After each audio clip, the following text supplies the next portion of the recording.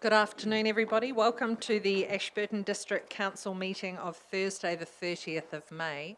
I wish to welcome members of the public, to our guests, media, staff and councillors.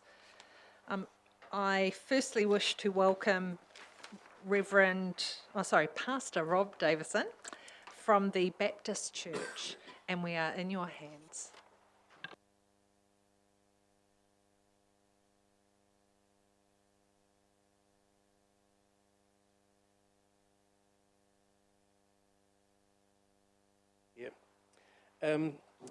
Mayor, councillors, members of the public, staff and media, it is a privilege to attend today and to pray for you. Council business is never an easy task, but I first need to clarify how I obtained a copy of the agenda and minutes for today. I did in fact hack them from the council's own website. And that link was provided to me by a member of your own staff. Thank you, Philippa. I trust there's nothing illegal in that. I really want to encourage you today in your role, and I believe that's part of why you invite the ministers here to pray for you and allow you to settle before you get into the nitty-gritty of the business. I want to encourage you around the matter of respect for one another, which I'm sure you have learned well, but it can be tested from time to time. Whether it's politics, local or national, relationship with one another is pretty key. And the great politician Winston Churchill had a particular way with words, and from time to time he used those across the House to get his point across or to score against someone in the opposition or even his own colleagues. It is said that Churchill harnessed the English language during the Second World War and sent it into battle. Well, I trust that you don't use your verbal prowess at a council meeting to get at one another. There is no room for personal agendas, and there's a common task, isn't there, to be working on together. One of Churchill's classics was, having returned from lunch, somewhat like today, he'd obviously had more of a liquid lunch than a solid lunch, as was his habit, and he was sitting in Parliament, but he had his well-known opponent on the other side, Lady Asquith, who cried out, "Mr. Churchill, you're drunk." I don't see anyone quite like that. He said, "Mr. Churchill, you're drunk," she said. And he replied, "Lady Asquith, you're ugly. What's more, in the morning, I shall be sober." I guess his comments were both sharp at times, even acidic, depending on your point of view. But you've got to hand it to him. He was able to work with 3 different parties and several different governments over the time of his political career. And so he must have learned how to get on with all people. And I've recently been reading some of his memoirs and some of the history of his life. What an amazing man. And none of us here today could aspire to be as prominent as he was and as accomplished with the English language, but in discussions, in working, whether at committee level or council level, getting on together is pretty key. So that's really what I want to pray into today, around the subject of respect and honour for one another. As a minister, of course, I always turn to the gospel and to the word of God, and Jesus himself said, "I give you a new command, to love one another." That's not that easy sometimes when you've got opposing views. To love one another, he said, "Do it as I have loved you." You must love one another is actually a command, along with approximately 29 other one another's. And I'm sure you'll have opportunity to experience some of those one another's backwards and forwards around this table today and in the future. Romans chapter 12 says to be devoted to one another in love, honour one another above yourselves. And again, Paul wrote in Ephesians, be completely humble and gentle, be patient, bearing with one another in love. And if need be, it says, finally, Peter wrote, be like-minded, be sympathetic, love one another, be compassionate and humble. And finally, from the book of Hebrews, here's a challenge. let us consider how we can spur one another on towards love and good deeds. So I trust today that you're able to do that, to spur one another on in a healthy way. Let us pray together. Almighty God, we come before you today, not relying on our own wisdom and our own intellect, but depending on your grace and the wisdom you've promised to provide when we look to you. Grant peace and unity today in every discussion and in the decision-making around this table. We thank you for the diligent work that's already been done at committee and staff level. And we ask you to give us an extra ability today to work together for the common good of this district, its citizens, facilities and infrastructure. In difficult matters, help the Mayor and Council to have robust discussion, but always from a place of respect for one another. We ask your blessing on this council meeting today as we commit ourselves to your guidance and grace in the name of our Lord Jesus Christ. Amen. I wish you a productive and fruitful meeting. Thank you. As always, thank you very much for your wisdom and kind words. It is now time to call for apologies, and I have two. Councillors Lynette Lovett and Councillor Russell Ellis. So calling for a mover and a seconder that we accept those apologies. Councillor Rawlinson. I'm happy to move that we accept those apologies. Thank you. Councillor Bell. I'm happy to second that. Thank you. Thank you. So I'll put that motion. All in favour, please say aye. Aye. Against? Carried. Now to the matters of extraordinary business, and there is one item. It will be taken as item 6.8 and public excluded, and it is a matter of property maintenance. Do I need a mover and seconder? So I just need a mover and seconder that we accept that item. Councillor Price? I'll move that. I'll second. Councillor Brown has seconded. I'm in favour. All in favour, please say aye. Aye. Against? Carried. Declarations of interest. Councillor Brown. I'll declare an interest in item 6.7 where I'd have a conflict and I'll manage that accordingly. Thank you. Councillors, I have also been asked if, as we go through these items, we could have a show of hands. Our standing orders do not allow for that as a matter of course. But if during the debates there is an item that you wish to see a show of hands, you can call for that. Is that correct, Philippa? Would you like to just explain? Show of hands is required to be considered by the chair if it's called for, but it's not a matter of course. It shouldn't be used as practice. It's a way of making a very clear distinction on a decision that's appeared close through the yeses and nos. And similarly, a division has to be called for, and that would identify the people who voted for and against a motion, but they are specific provisions in standing orders. Thank you for that clarification. So we have one declaration of interest. Are there any further? Thank you. Then moving on to the minutes of the previous meeting, item 4.1 on page number 1. Are there any alterations to the minutes?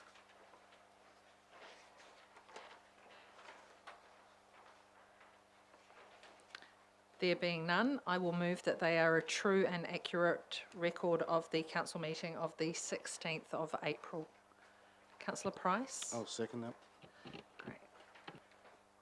All in favour, please say aye. Aye. Against? Carried. The extraordinary council meeting of the 9th of May, page number 7. Are there any alterations to the minutes on page number 7? Or 8?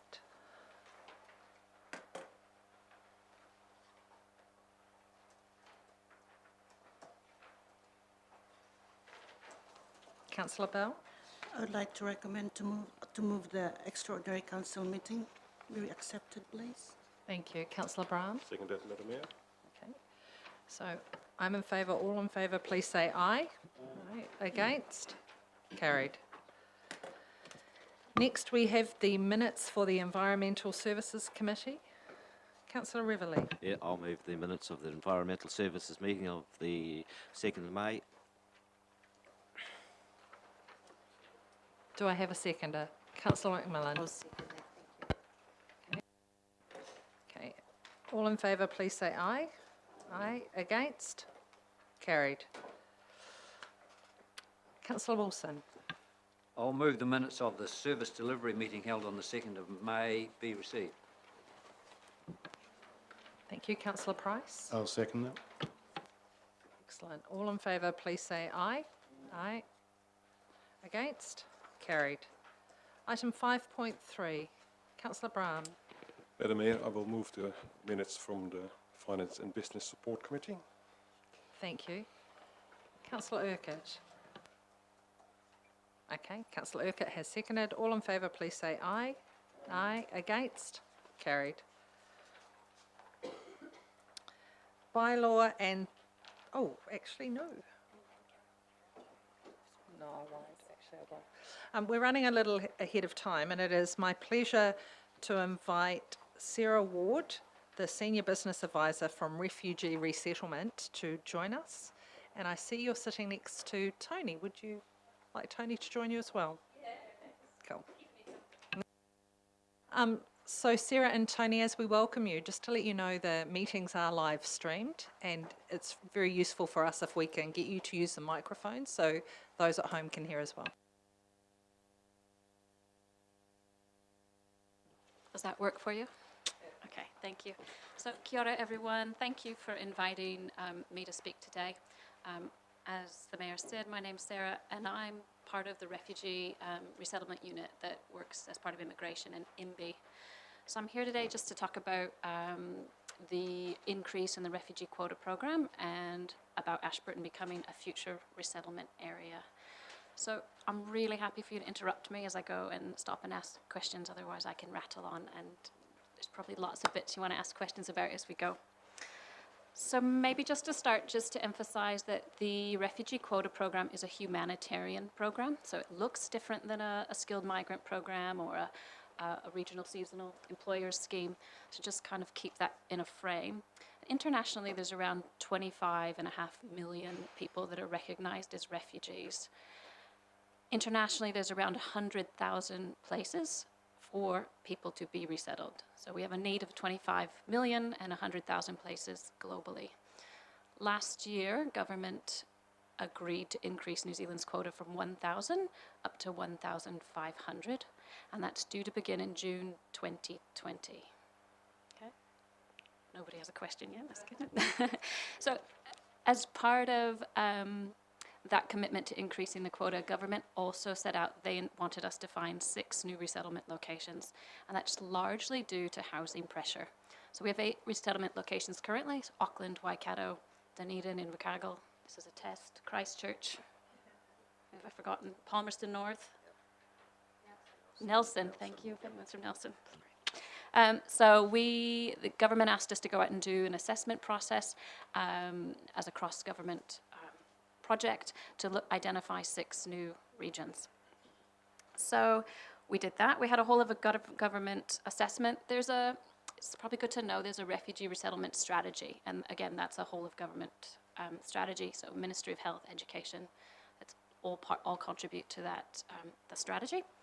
So as far as the assessment process went, we started with a really long list of locations, and across New Zealand we were looking at economic indicators in the first instance, so employment, NEET, so people not in education, employment and training, work rates, all those kind of things were first looked at, and we came up with a long list, quite a long list.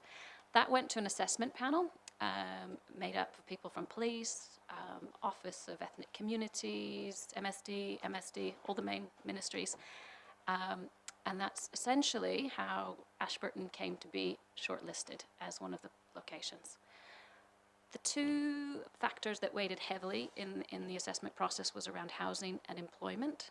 Historically, employment has been kind of more weighted than the other evaluation criteria, but because of the housing pressures, housing in this instance was kind of weighted equally, or in some places more heavily than employment factors. So after that assessment group identified, we call it a shorter list, a medium list of locations, we reached out to mayors and council representatives in all of the regions to have a conversation about what that looks like. So we spoke to the mayor, and that was an opportunity for those areas to provide feedback into the decision-making panel about what their concerns were or what they saw as possible risks for the region. Through that process, the mayor flagged issues around mental health in particular for Ashburton in this region. So that was followed up between the Ministry of Health and the DHB. They had a conversation before a decision was made about how we can address those concerns in Ashburton. And so after that conversation, they felt that with the long lead-in time, because we're looking at August 2020, they felt they could had enough time to look at resourcing and funding streams to make sure that resources were needed that were met in this region. Shall I just take a pause there? Any questions about that process? So I might just be an observation as opposed to a question. I understand that right now as we're meeting, very shortly there'll be an announcement from the government with budgets, and the chatter I'm hearing is there might be more support in mental health. I guess you won't know what that means specifically for refugee resettlement or for Canterbury. No. You didn't get a copy of the papers leaked? No, unfortunately I didn't. And like the pastor, I didn't get the minutes even. So shows where I am in the totem pole. So no, but I know that refugees were considered as part of that mental health inquiry, and they were a feature group, a population that they were looking at, not just in Ashburton, of course, but nationally about refugee mental health support services. But I think just to keep in context around mental health for refugees, there's often a perception that refugees have a really high rate of mental health issues. We don't actually see that that's true. There will be a number that meet the threshold for specific mental health treatment, but largely the population are a very resilient population, and what they need is low-level support around settlement. So similar things around moving to a new country, finding my way around social isolation. So actually mental health sits less in that clinical space and more around that community integration and kind of stress busting space. I do have a question from Councillor Stuart Wilson. Yes, I'd like you to expand a bit. You're talking housing. Does the state provide free state houses? Does it buy commercial houses bought? How long do they stay in the house free? You know, what's the situation? Because our district can't cover, 50 houses a year indefinitely. It'll sort of upset the market. So we're thinking just around numbers, that it'll probably be around 30 households a year.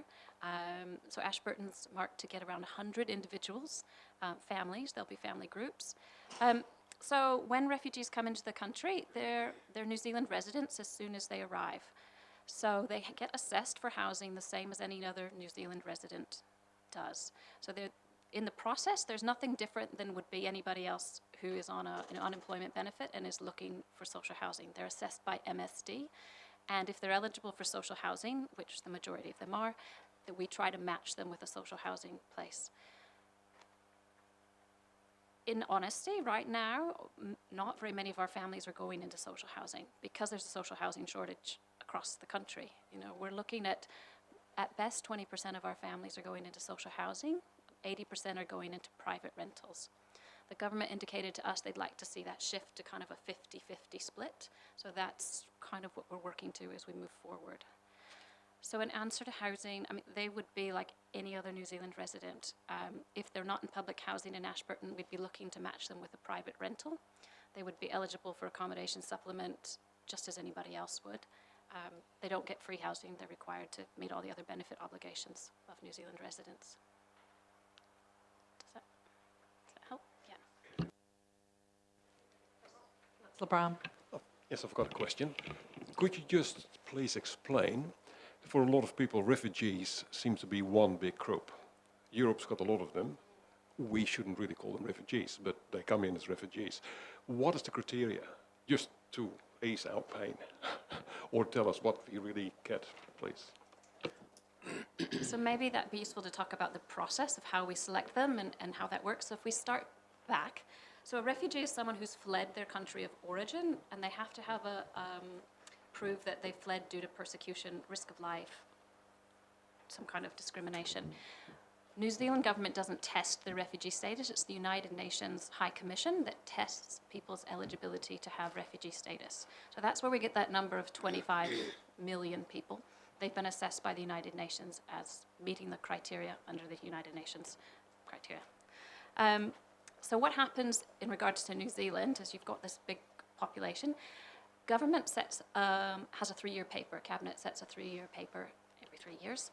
And in that, they set out which regions they prioritise for resettlement, so geographic regions. So around 50% currently go to the Asia Pacific. We have a percentage from the Americas, from the Middle East and Africa. And based on that, the refugee unit and immigration, we do what we call missions to those countries, and we interview families face to face.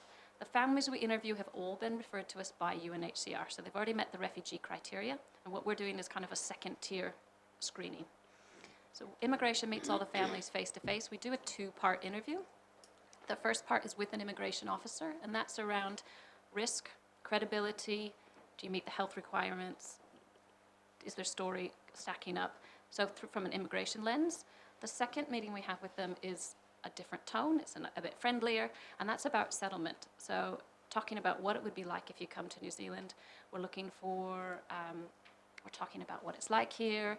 You know, you're a long ways away from everywhere else. They haven't picked New Zealand. You know, often they don't know what it is. So we're showing pictures and showing them cows and windy houses, so they're prepared. You know, we talk about living in a multicultural society here in New Zealand. So that's what that second interview is about. That's where we'd pick up anything that we're concerned about from a settlement perspective, that they might not be a good match. An example of that would be maybe all of their other family has gone to Australia. We'd meet with them, we go, actually, this isn't a good fit for you to come to New Zealand, in that kind of scenario. Does that, yeah. So if we... Sarah, I've just got a couple more questions. Councillor Diane Rawlinson. Thank you. Just my question was 2-part. I understand they're supported, or they have all the support services for a 12-month period, is that correct? So supplementary to that, if they start to fall through the cracks, so to speak, after that, is it the local community that would then come in and support them? The reason I ask is there was a documented story recently on a refugee family in Dunedin who had survived the 12-month period, but then all of a sudden after that they had no work, they were in a cold, mouldy house, the children were sick, and nobody wanted to know. So my question is around what happens when that 12-month period is up. So maybe if I just backtrack and I'll come to that as we go. After that process and families have come, it's important to know that they come to the Mangere Refugee Centre first. So they come and stay with us there for about 6 weeks. While they're there, children going to school. The adults are studying English, and they do modules around what it's like to be living in New Zealand. A lot of that is about housing and how you maintain a house, so open your windows in New Zealand so they don't get damp.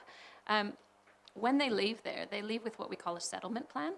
So they have had a caseworker throughout that period. So issues around, if there's any family issues, it captures the family's priorities, their employment skills, it'll have their English language level, any medical referrals that have been done to be followed up in the community. When they leave with this, which has their NHI number on it. There's a transition between whoever the settlement support provider is for that first 12 months and the team that works at Mangere. So their responsibility of that settlement provider is to pick up on those referrals and those kind of emerging issues in that first 12 months. The 12-month window is not a hard line. It's not kind of December's up and off you go. Settlement support will stay with that family if they still need it. Often families, it's a bit of a roller coaster. You know, you have a honeymoon period, and settlement's not easy, not for anybody. But if you're nearing that 12-month period, the settlement support provider should be keeping them on, and they will. They'll continue to work with them if there's issues. Their kind of test to sign people off is that they want people to be able to independently or know how to access mainstream services. So they want them to know to be able to go to the CAB if they're having a tenancy issue, or how to access community law, because we want them to start accessing the services that are already provided for the wider community. Supplementary, thank you. So just in that particular case where the story said they had no services around them, they'd fallen outside of all of that, whose responsibility does that fall onto the social network within the community that they're living, or where does it land? I don't want to comment on that specific one, but there's often more to the piece of the puzzle than we see in paper. But yes, often in the model in Dunedin, for example, there's volunteers that are working alongside the family. Some of those relationships go on much past that 12 months, and they do develop other support networks. It might be within the community. The other thing is within the refugee sector, MB funds what we call Strengthening Refugee Voices, which is a refugee population, what would you call them, advocacy group? Essentially a leadership group, which is also a support network. So that's something MB funds, so that they have a leadership in the community that can help channel issues. And I have another question from Councillor Neil Brown. Thank you, Madam Mayor. As you know, we've got a skill shortage here in Ashburton, and I'm sure these refugees have skills they've learnt in their country that they can no longer be in. So you'll know what those skills are, you'll know what we need. Do you match them accordingly so when they get here they can help fill the jobs that we've already got available? I guess families tell us, one of the first things to tell us is they want to find a job. It's really the most important thing. They want their kids to be able to access school for the first time, and they want to be able to find work. We don't do skills matching one-to-one like a skilled migrant category, but what we tend to look at is the population as a community. So we might be looking to match people who've come from a rural setting and we know have rural skills to a rural town or a rural region in New Zealand.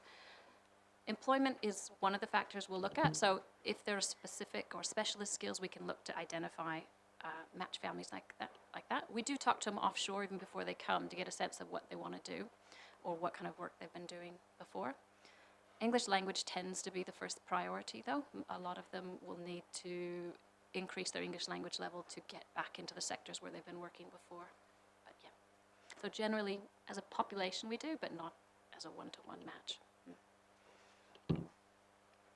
Thank you for answering those questions, but please carry on with your presentation. I think we're getting there. You're working through my notes really well. I guess I've talked about the process, the transition to the community. Just good to know, we're currently out to tender, or we'll be out to tender. We've put the advance notice out on GETS already. So that will be looking for a settlement support provider to offer that initial 12 months of support.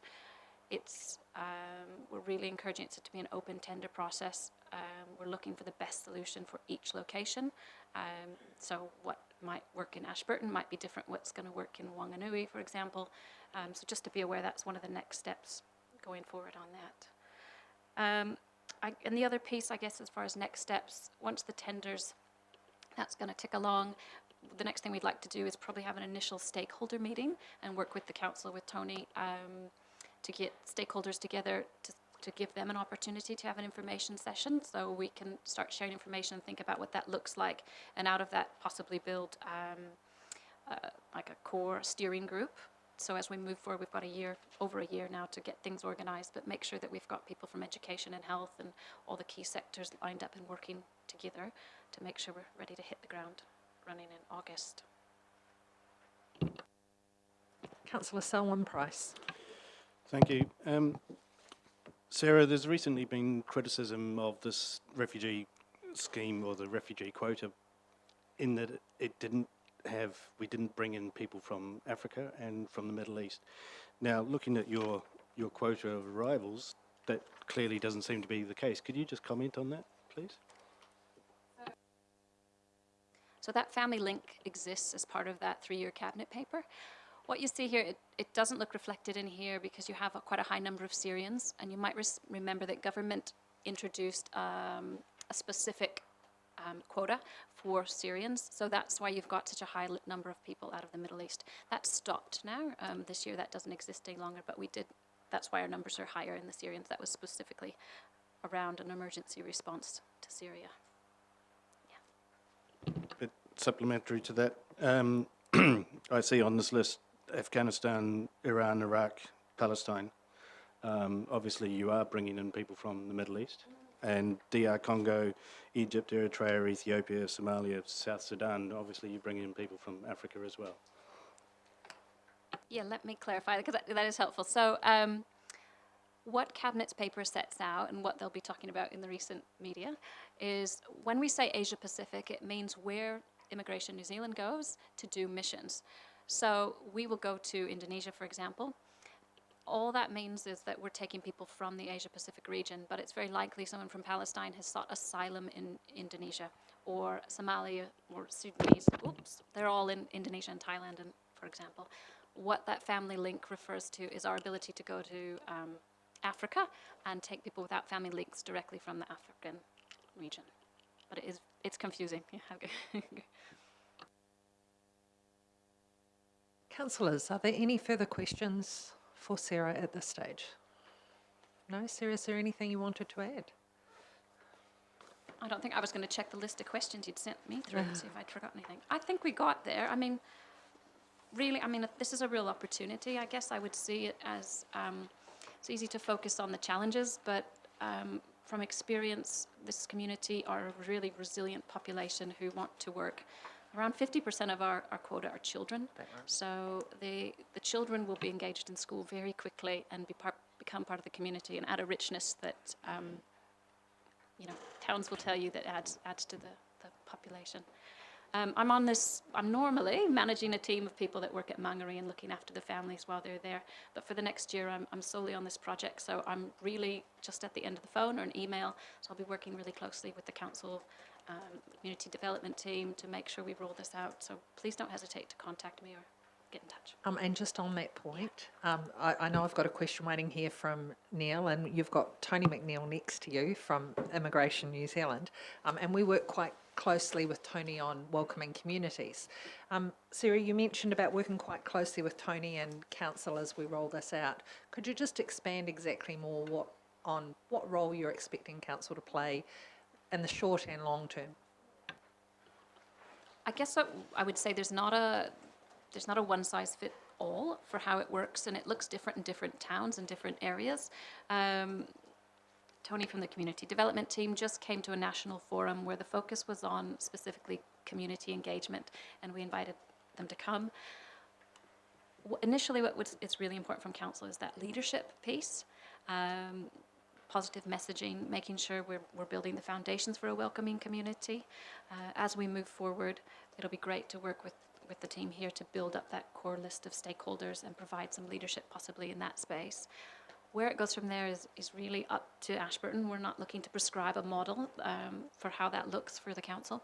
We'll leave it up to you guys.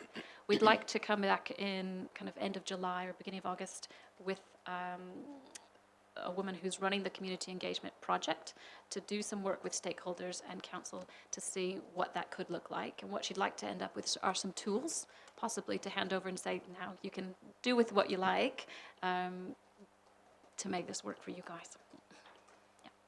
Tony, is there anything you wish to add at this stage? Because you're in the position that you get to see what's already in place in Christchurch City. And you also are very familiar with the lay of the land here in Ashburton and what we already do. Yes, I'm here to support Sarah, obviously, but I think, we've got a foundation here in Ashburton, and welcoming communities won't be, looking after refugees per se, but it's a nice thing to have had in place prior to. So I think the engagement with Sarah and myself helping out where we can is about everyone's fully informed, we've got knowledge, we're in part of the process, so that way it removes any of those challenges or perceptions or even worries that we may have. So I think that's the positive thing about being engaged with the council, but not dictating how it's going to work. Thank you very much. Deputy Mayor Neil Brown. Thanks. Just one more question. It's on integrating the people into the community, and you've got a list here of the countries that they've come from, and that's great. We also just had a census done. I don't think it was done that well, but we should know the people in Ashburton, what countries they've come from, and do you, or could you, match them up so they sort of have a buddy, so to speak, from their home country? Because I know when we go overseas and luckily travel, we don't get kicked out. When you meet someone from your own country, you get that little bond when you travel, and I don't know why it is, but you seem to, recognise the accent, and there you go, you have a wee chat, and then you all move on again. It makes you more familiar with them. But would that sort of system work here? I think anything where you can match people up or mentor is a great way to improve community integration. Once we're still waiting for decision on this 3-year cabinet paper about what the ethnicities coming through will be. Once we have that information, and we will come and have a look and see which communities are already here in Ashburton, you know, what language groups can we leverage off of, which religious communities are well established, then we can look at how we can match those up best. But I think anything that mentors people or connects people is a good start, yeah. Councillor Thelma Bell. Thank you. Welcome, Sarah. I've sent my questions, but this one here, I'm really passionate about this question. Considering that the local doctors are in full capacity with their patients' enrollment, and locally we cannot easily get a doctor's appointment, what provisions, when it comes to the health, has been in place or planned ahead for them before they will arrive here?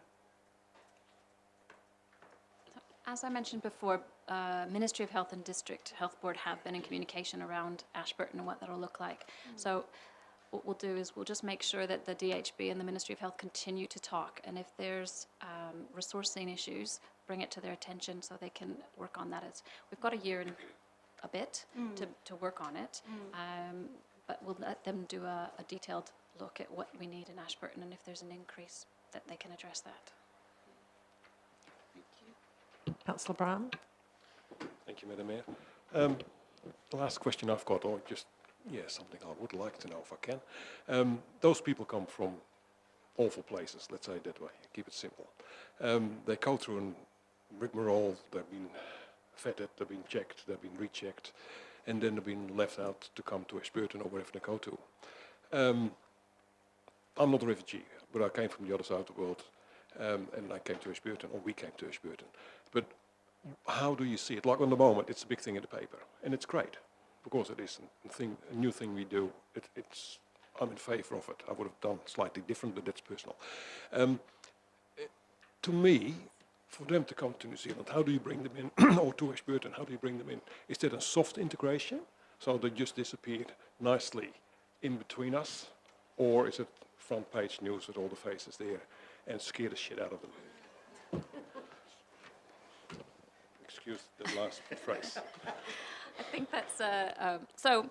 What families come, they don't come all together. You won't get 100 people all at once. They'll drip in through 7 kind of times during the year. I think that's a local decision. That's not a decision we make. We work with the council about what that looks like in Ashburton, and it might be in Ashburton a quiet entry is best, and that is true in some towns. Some towns like a big fanfare. So I think it's whatever works best here. It's not for us that I'm worried about. It's for the people coming in. No, that's. Councillor Bell. Thank you.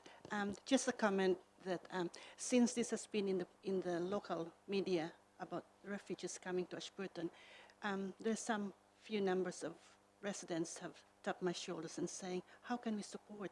What can we do? So there are some positive things going around Ashburton.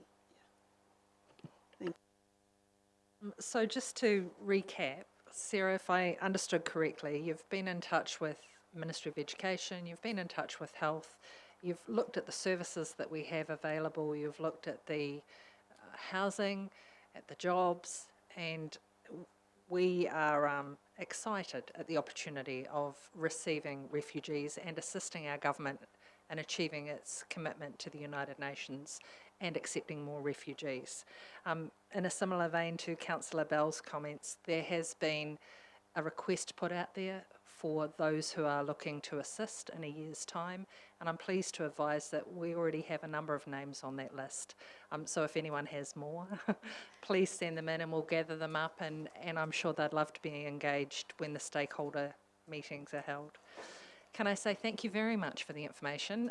You've come all the way from Auckland today to join us. So welcome to our beautiful part of the district, part of the country. Thank you very much. Thank you, Tony.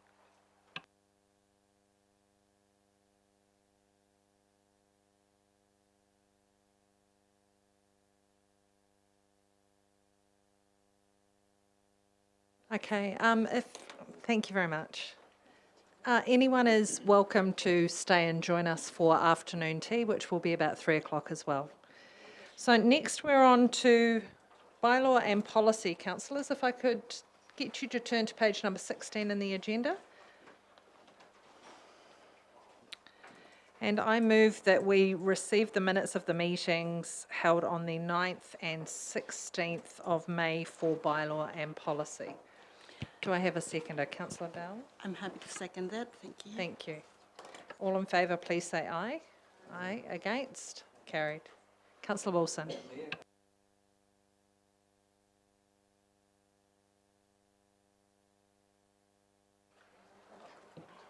The committee secretary is advising that we're just receiving the minutes, they're not confirming, so it's okay in this instance that Councillor Bell second.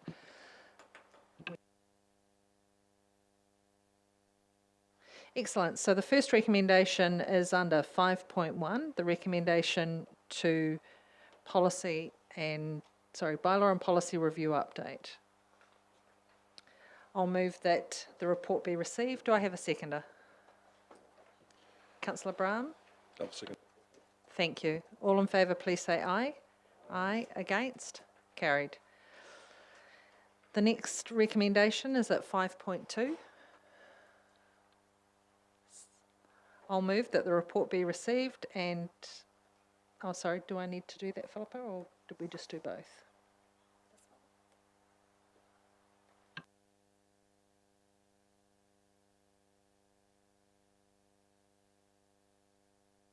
Okay, 5.2 still needs to be put. Councillor Brown? Oh, sorry, I will do that, Madam Mayor. Thank you. Councillor Price? I'll second that. Great, thank you. All in favour, please say aye. Aye. Against? Carried. Item 5.3. Councillor Rawlinson?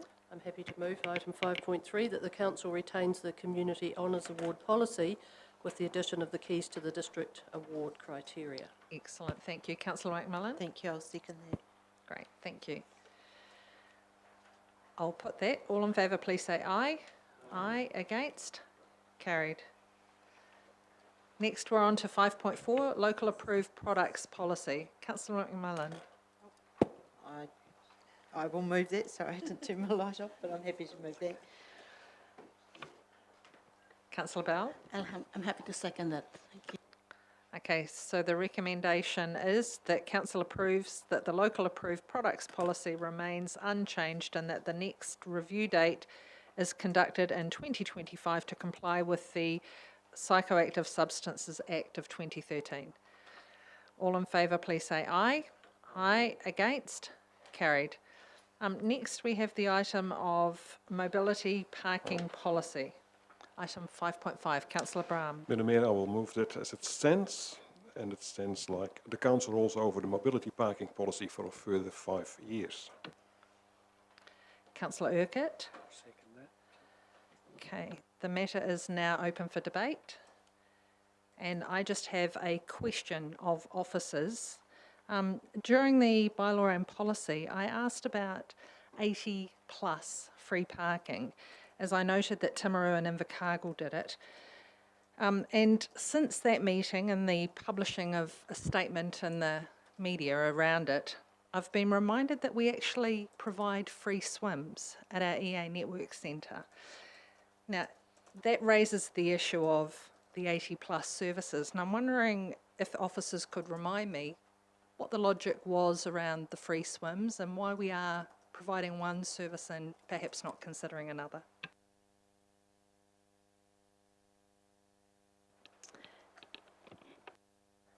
Perhaps to Neil McCann, the Group Manager of Service Delivery. Through the chair, the free swims being offered to the over 80s came as a carryover from the community pool. So it wasn't a decision made at council since we've been running the pool at the EA Network Centre. So we just carried it over from there.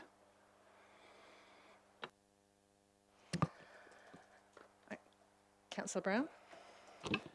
It probably needs to be ratified that if we're going to give the over 80 swims or not. We can't just carry over something that was carried over from a pool we didn't, we weren't the governors on that pool.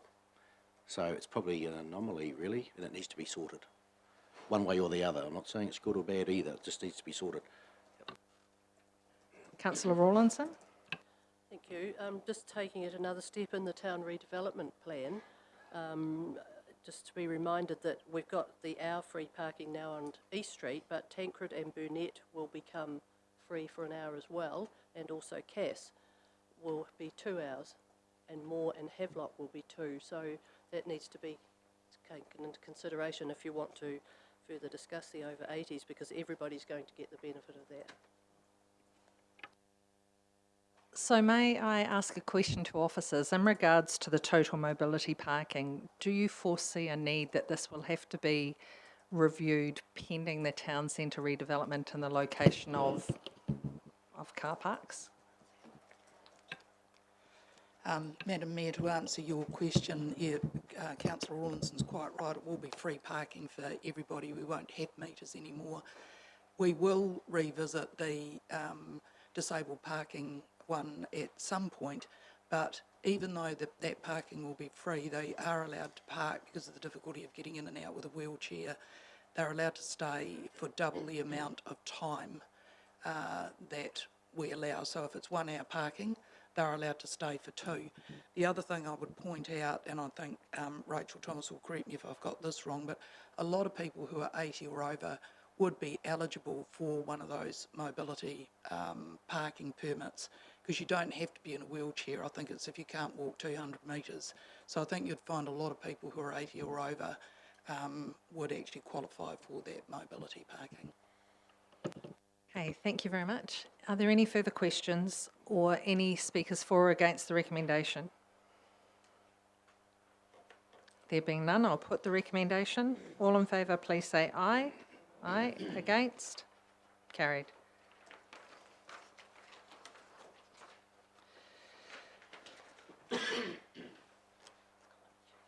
So the next recommendation is on page number 20. Councillor Wilson. Madam Mayor, I'd like to move a motion that the council debates the climate change policy attached as Appendix 3, clause by clause. Appendix 1 is community honours. I'll second that. Well picked up.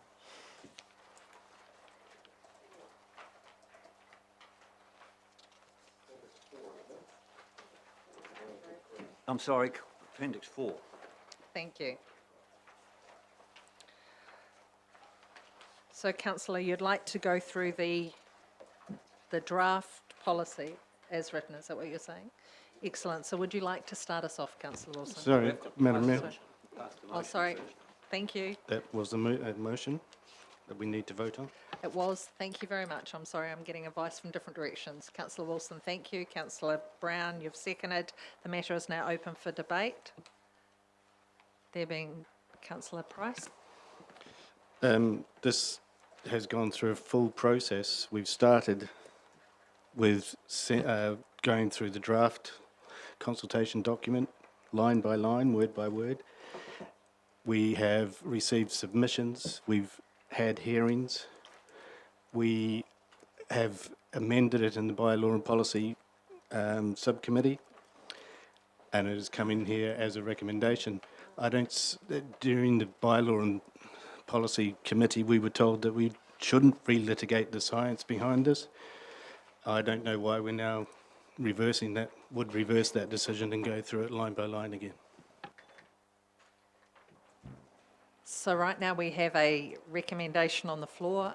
Councillor Wilson, you'll reserve the right to reply. So Councillor Brown. The Bylaw and Policy Committee, we're not all on that committee, so we might not have got a chance to speak at that, but here at Council, we do have a chance to speak.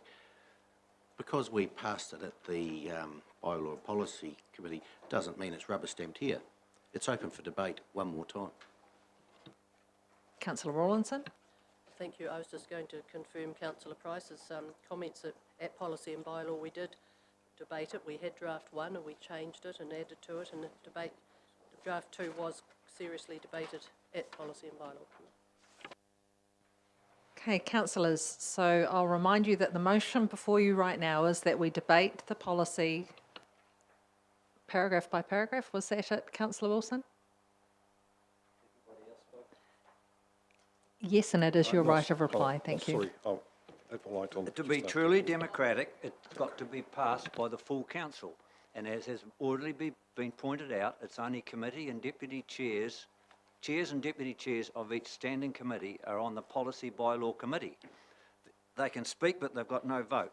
So that there is 1/3 of council has got no say in what the policy bylaw passed. As far as hearing the submissions, that's immaterial. This is the decision that the council is going to make, and it should be the full council that make the decision, not 2/3 of the council. Okay, so we're aware of what the motion is. I will put the motion. I will not be supporting the motion. All in favour, please say aye. Aye. Against? No. I call for a show of hands. Those who are in favour of going through the policy paragraph by paragraph, please show your hands. Okay, and those against? I declare the motion lost. I wish it recorded, as a councillor, I think that's completely undemocratic, and I wish it recorded that the council decided to negate the votes of 1/3 of the council in this policy.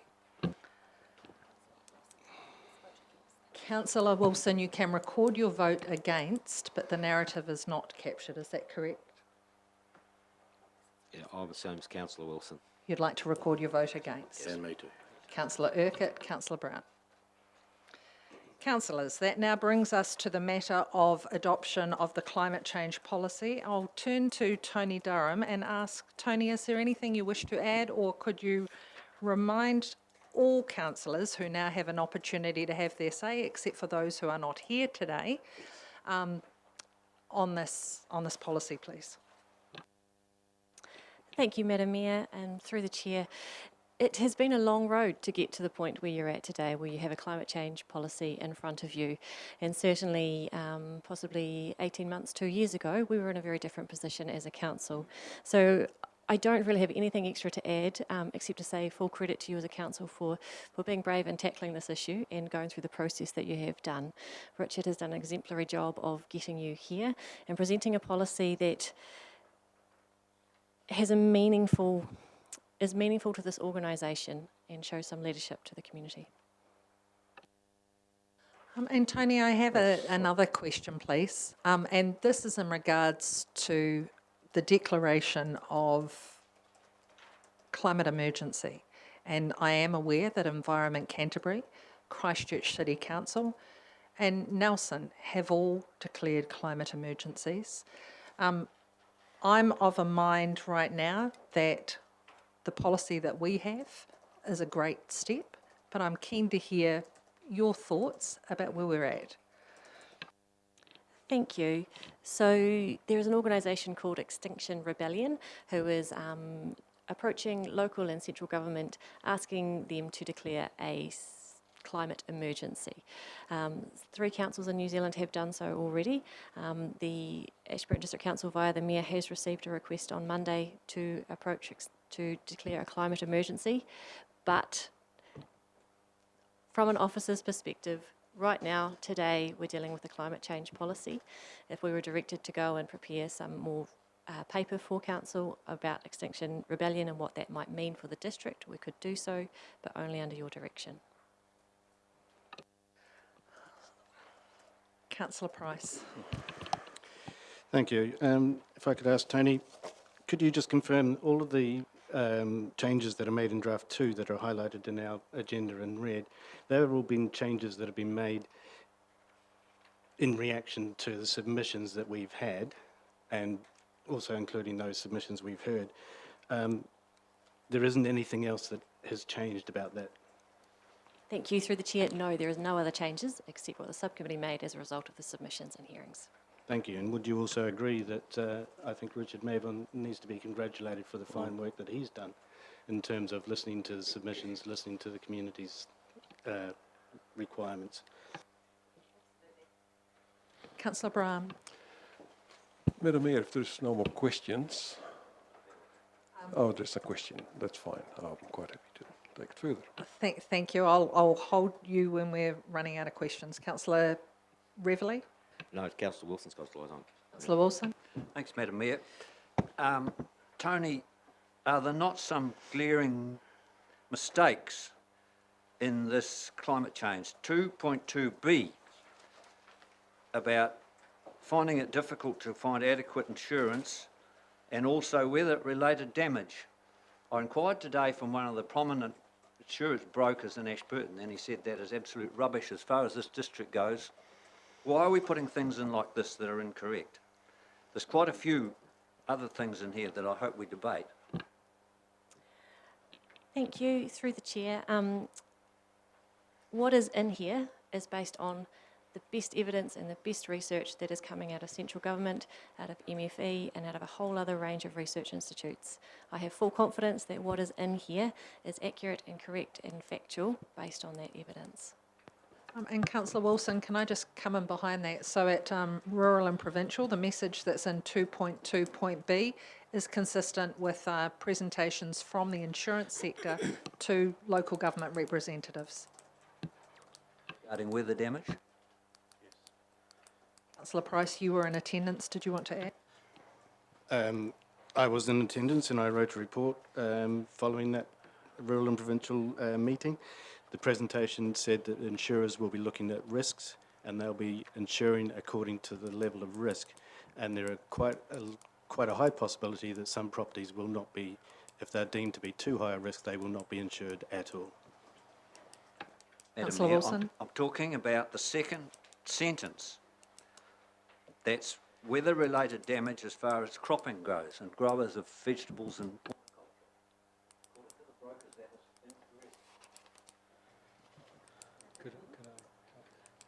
Yes, Chief Executive Rio. Without entering the debate on the issue, the language of the policy says may, and I think when you use language like may, you're contemplating that it is possible. We're not saying it will, we're not saying it won't. I'm certainly not saying it's happening right now. The policy is simply saying that it may occur. Councillor Reveley. Okay, not a climate change person, but this policy has been put together with what council can control. Explained very well to me that this is what council's own business can control. So I have to accept it as it is. It's not we can't control many things in it. Certainly, all mammals have methane, so we've got a problem there. More people in the world, more methane. So, and as for the climate emergency, ECAN's vote was a 6-5 vote. So we're saying ECAN is supporting an emergency with a 6-5 vote. So, but I will accept the policy as it's written because it's what council can control when they build their new building, when they do business. That's what they can control. So that's where we'll have to leave it. Councillor, could I just point out to you that in regards to climate emergency, as yet no one has asked the officers for a report. It is not my intention to do so because I think what we have before us is a great first step. But I raise the issue for the fact that it is in the media and that others should have the chance to talk about it. Yeah, it was your choice. It was your choice to bring in the climate emergency. Otherwise, it wouldn't have come back at you. It's your choice to there's no climate emergency in what we're debating here today. You mentioned the climate emergency, asked our staff for it, so Well, that's where I come from. I have not asked the staff for it. I simply asked for an update of the lay of the land that's out there, and I mean it's out there in the media now. There are 3 councils who have signed it, and I do not want to hide from the issue that it is out there. It's just I do not think it is the mood of this community right now to do that when there are lots of other issues facing our district. It's not the business of what we're discussing today. I do have a question, please, Tony. I've heard a suggestion that the way we have done this is inconsistent with other policies that we have done and other submissions we have received. I think that's what I heard Councillor Wilson say, that it's inconsistent with the way we normally do our policies. not say that. So may I seek clarification when you were saying that we did this policy without all of council? Is that not what we do with all policy? It still comes back to full council so that everybody that's not on the policy and bylaw committee can debate what is actually before them. And your point of order is upheld, but is that not what we are doing right now? What I tried to do before, so that everybody could look at the policy, each section of it, and debate it, but it's obviously the majority don't want to do that. Councillor Brown. To move things forward, there's some councillors here who never got a vote on the Bylaw and Policy Subcommittee. Councillor Urquhart, Councillor Bell, Councillor McMillan never got a vote. This is their chance. How are you going to offer them that chance to have some input into this climate policy? They are waiting for their chance, as they all are. Councillor Price. I believe that amendment was lost, but what I was going to point out, that during the Bylaw and Policy Subcommittee meeting, I raised this very point, and nobody seemed to agree with me at that point. I'm bemused as to why people have suddenly changed their minds. Okay, I'm not hearing any questions, so Councillor Brown, I think it is time to come to you. Thank you, Madam Mayor. I'd like to move this recommendation as it stands. I think we did a good job over the last couple of months. We came up with something what Ashburton can be proud of. That Council adopts the 2019 climate change policy attached as Appendix 4. Councillor Bell. And I would like to second that. Excellent. So we have a mover and a seconder. For all those who wish to discuss the content of the climate change policy, now is the time to do so. Councillor Wilson. Thank you, Madam Mayor. I'd like to move an amendment to 2.2A. And my amendment reads, agricultural productivity in the Ashburton District is expected to face changes that will bring both positive and negative impacts. Government policy regards methane and carbon emissions from agriculture will have a major implications for the economic and social welfare on the farming community, and in turn will have substantial effect on the wider Ashburton District community.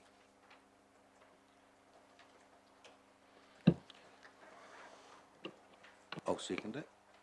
Okay, so we have a mover. Sorry, Philippa, did you catch the changes? Well, you'll be adopting the bylaw and policy. You'll be adopting the bylaw. You'll be adopting the 2019 climate change policy with an amendment to 2.2A, and that can be prefaced with the resolution. So that is your suggestion, and we have a seconder there. To the movie, what would you like to add? Anything there? I have some questions about what's going on.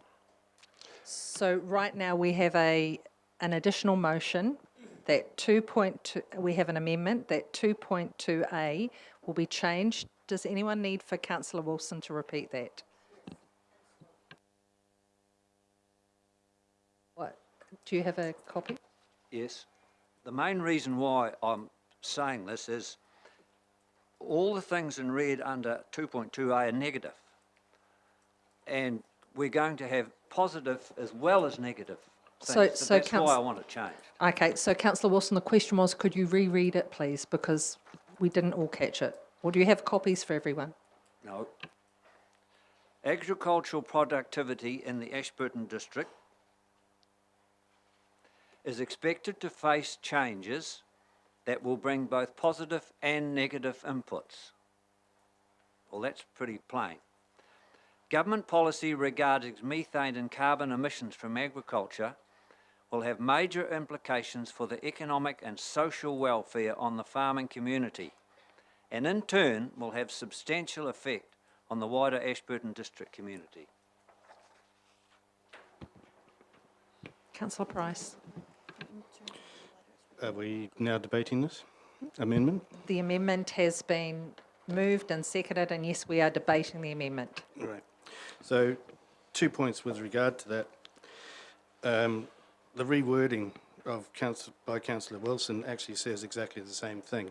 So agricultural productivity is expected to be impacted refers to impacts that are both negative and positive. So you're actually not saying anything different.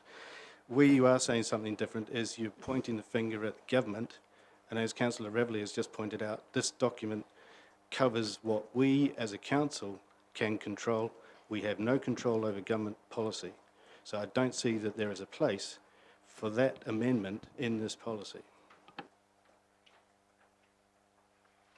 Councillor Braham. Mayor, I feel exactly the same. I can't say it any better than Councillor Price did. Changing words doesn't change the policy we put together. Also, the councillors who are objecting were part of the whole process, so I'm a wee bit disappointed that all of a sudden it has to be changed on the last moment.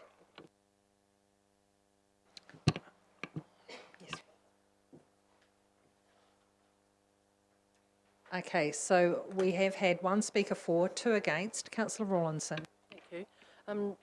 Yes, I've listening to Councillor Wilson reading it, really is only shifting around some of the words that are in here. It's not all negative, because the first sentence in red in 2.2a says climate change is likely to drive greater innovation, which is a positive mood, and also that the effect on the district could be substantial, but that could be positive or negative. So it's really just shifting words around the page, but I take it to still basically, for me, it means the same. Okay, so we are still debating the amendment. Councillors, do you need for it to be read again, or are you comfortable? You're comfortable? Okay, I will put the amendment that 2.2a be amended to as read by Councillor Wilson. I will not be supporting. All in favour, please say aye. Against? No. I declare the motion lost.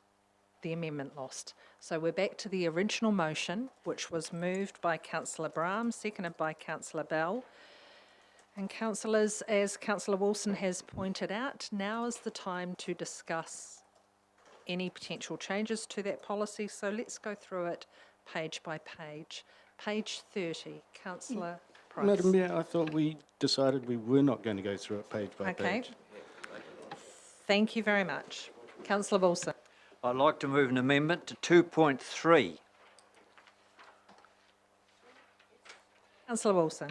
because it talks about the greatest of these risks appears to be drought. Actually, in this district, why I'm moving this amendment, the amendment is, from an Ashburton perspective, we are indeed fortunate as a district, and it goes on about sea level rise. I would take out the part about droughts, because we haven't had a severe drought in this district for about 30 years. Why go on about droughts when it's not part of what happens in our district at the moment with water storage and irrigation? Councillor Wilson, I see no one supporting an amendment. I second the motion. Okay, so we now have a second amendment. Could you repeat that, please, Councillor Wilson? With the microphone. I would take out lines 1, 2, 3, 4, most of 5, start at sea level. And before that put, from an Ashburton perspective, we are indeed fortunate that as a district, sea level rise is less significant for council structures. Leave out the bit about droughts.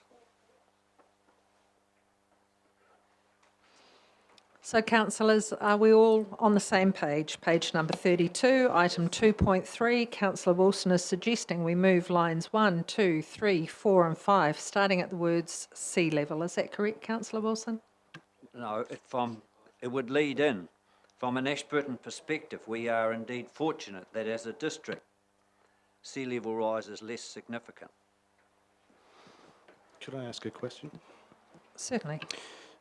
Am I right in thinking that those parts of this policy or this draft that are in black were actually the original consultation document which was agreed by the entire council, not just the Bylaw and Policy Subcommittee? Yes. So are we withdrawing the amendment now?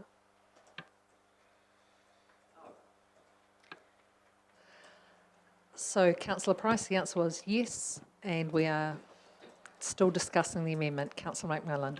Thank you. So I'm confused now. So if we're saying that drought's not a problem, then shouldn't we leave in extreme weather events represent a threat to people and property, and it mentions flooding and storm damage, which has nothing to do with drought, but is something significant that should be in this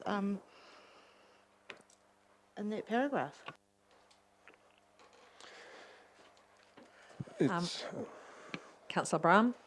Madam Mayor, it's going to be a long afternoon, I expect. I'm a wee bit amazed about all those changes we all of a sudden want to have. But Councillor Wilson should know we've got a drought here.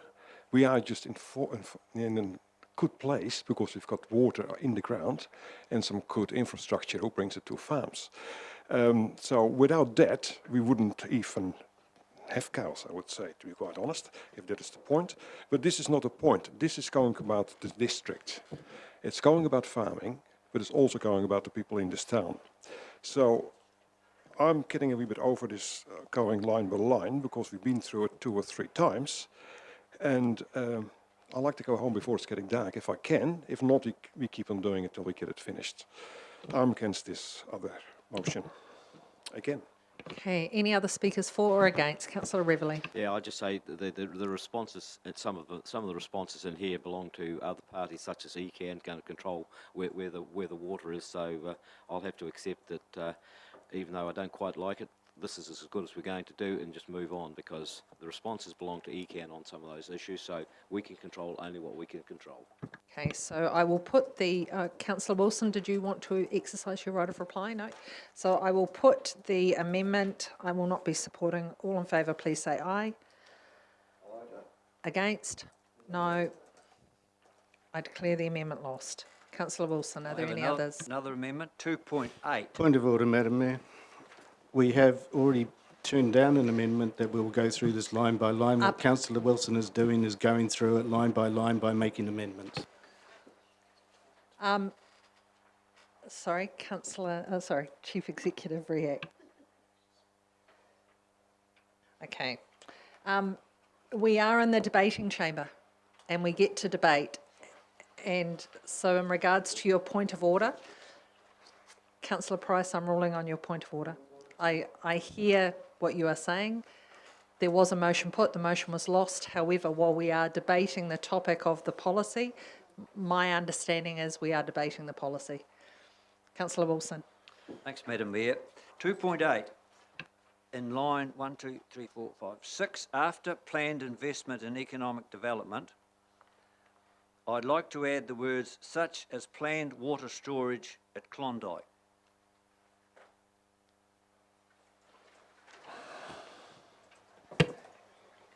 Councillor Price and then Brahm. Sorry, I was going to... No, I can't. I'll second that motion again first. Okay, so Councillor Wilson is seeking an amendment. Councillor Brown has seconded. Councillor Brahm. I can't see the reasons for this either. It's an economic development. The word economic development is mentioned there. Planned investment in economic developments. It is number 1, 2, 3, 4, 5, number line 6. Councillor Price. And once again, going back to Councillor Reveley's point, which is what this is, we're talking about what is council controlled. As my understanding is that Klondike is an RDR venture. I don't think we have any control over that, even though we do have a representative on the board. This is talking about what council is doing. Klondike is not a council project. I beg to differ on council, Klondike not being a council project. We are a shareholder of the RDR. We own shares in the RDR, and we can have up to 50% of those shares under certain circumstances. So we're in the hook, line, and sinker. Sorry, councillors, I have a procedural issue. Philippa has just identified in our standing orders an issue. And I'm sorry, I'm probably a little bit slow on this one, but as a mover of an amendment that was lost, Councillor Wilson doesn't have the ability to move another amendment. He's trying me out. So we will withdraw the final amendment, and thank you very much for referring to the rule book, Philippa. I'll get you a white top next time and a whistle. And a yellow card, I've just been advised. So, councillors, we are withdrawing that final amendment. There is no need to vote on it. So, the original recommendation that is on the books in front of us right now was moved by Councillor Brahm, seconded by Councillor Bell. Councillor Brahm, for the sake of everyone in the room, would you like to read your recommendation as it was written? Yes, but with your Yes. microphone. Yes, I will try it again. However, I'm just Yes. I've just been told not yet, so I presume someone else that wants will to be fine. speak. Yeah. Okay. So my recommendation is and was the Council adopts the 2019 climate change policy attached as Appendix 4. Thank you, Councillor Brahm. Are there any other speakers for or against? Councillor Brown. I'll support the high-level climate change policy as we've got here at the moment. And in doing that, animals aren't the problem with this climate change. People are the problem. We have less animals now in this country than we had 30 to 40 years ago, per stock unit basis. But our world population sitting at 7.7 billion in 2019. In 1980, 40 years ago, we're at 4 billion. It's easy to see where the problem is. We've got to stop blaming the animals. They don't drive the cars, they don't burn the coal, they don't fly on the aeroplanes, they don't burn oil. We do. The problem is us, humans. We need to reduce the population if you want to save the planet. How are you going to do that? I don't know. But this is a high-level policy for this council and I support it, and we don't need a climate emergency vote either. Councillor Price.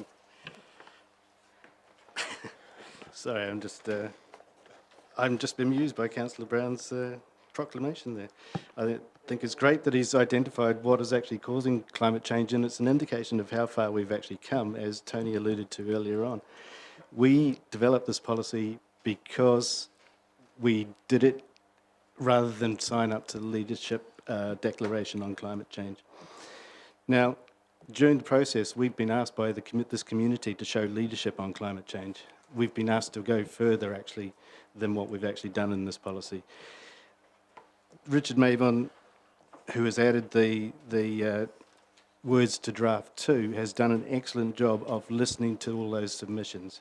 One of the criticisms of this council in the most recent residents' survey and in previous residents' survey is that we do not listen to the community. Now, we listened to the community when they submitted on the Library and Civic Centre, and we changed our plan. We should be listening to the community now, and if we adopt this policy, it means that we have listened to the community, and I would wholeheartedly support it as it is. Councillors, any other speakers for or against?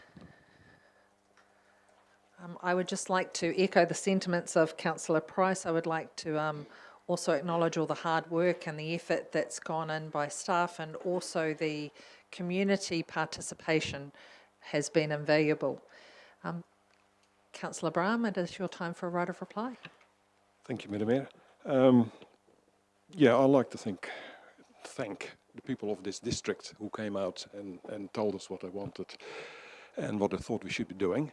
That was great, and from there on we made this policy. Also with the staff who was here, thank you for all that hard work, because it's not easy. But to me, it's always been a policy for all the people in this district. I know there's a bit of ill feeling that it's the farmers who are getting it again. It's never been my intention, and I don't think anyone else's intention, to say it's the farmers' fault. Like Councillor Brown said, we've got a lot of people, and we are the main problem. How we're going to solve that might be for another day, but it's certainly not only against farmers. It's all of us who have to work towards the future.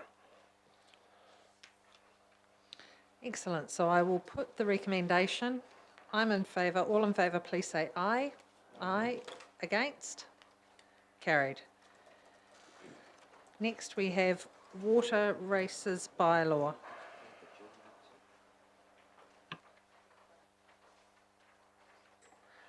Okay. Draft water races bylaw, page number 20. There are a number of recommendations there. Councillor Brahm.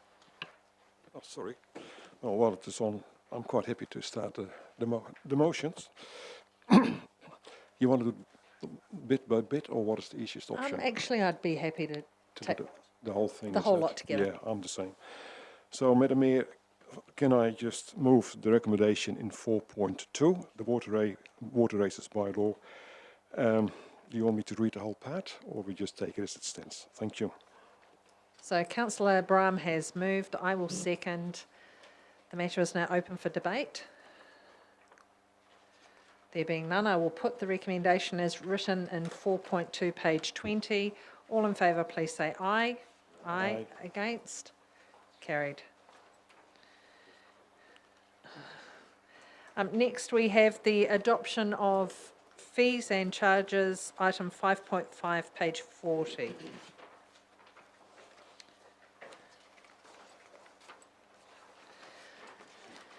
Who's coming to talk to us? That's not 40. That's not 40. It's quite a bit further. Yeah. That's it.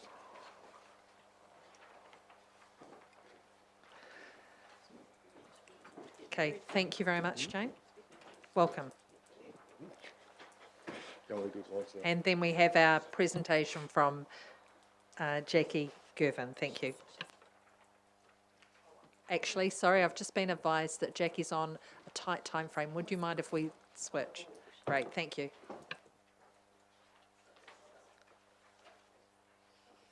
So welcome Jackie Gervin from Ashburton Housing and Support Trust.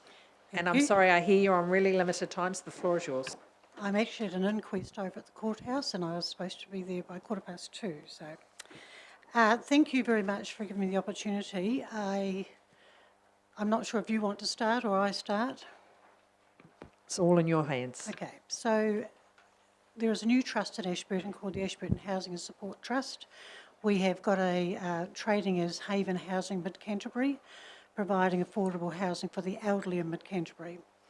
Our vision is to provide community-focused, affordable, safe and healthy living environments for elders of limited means in Mid-Canterbury. And we, by elderly, we're saying 60 plus, which I know isn't very elderly, but we're looking at 60 plus. Our strategic goal is to build a stock of community housing options in Mid-Canterbury, and our model is community-focused, encourages social integration, supports independence and quality of life, provides access to support from other agencies where it is required, is sustainable and is financially viable. As I say, we are quite new. We were set up a year ago and we have a trust membership of myself, Jack Allen, Walter van der Clay, Christine Dean, Neil Donaldson and a new member who's coming on next month, David Chilton.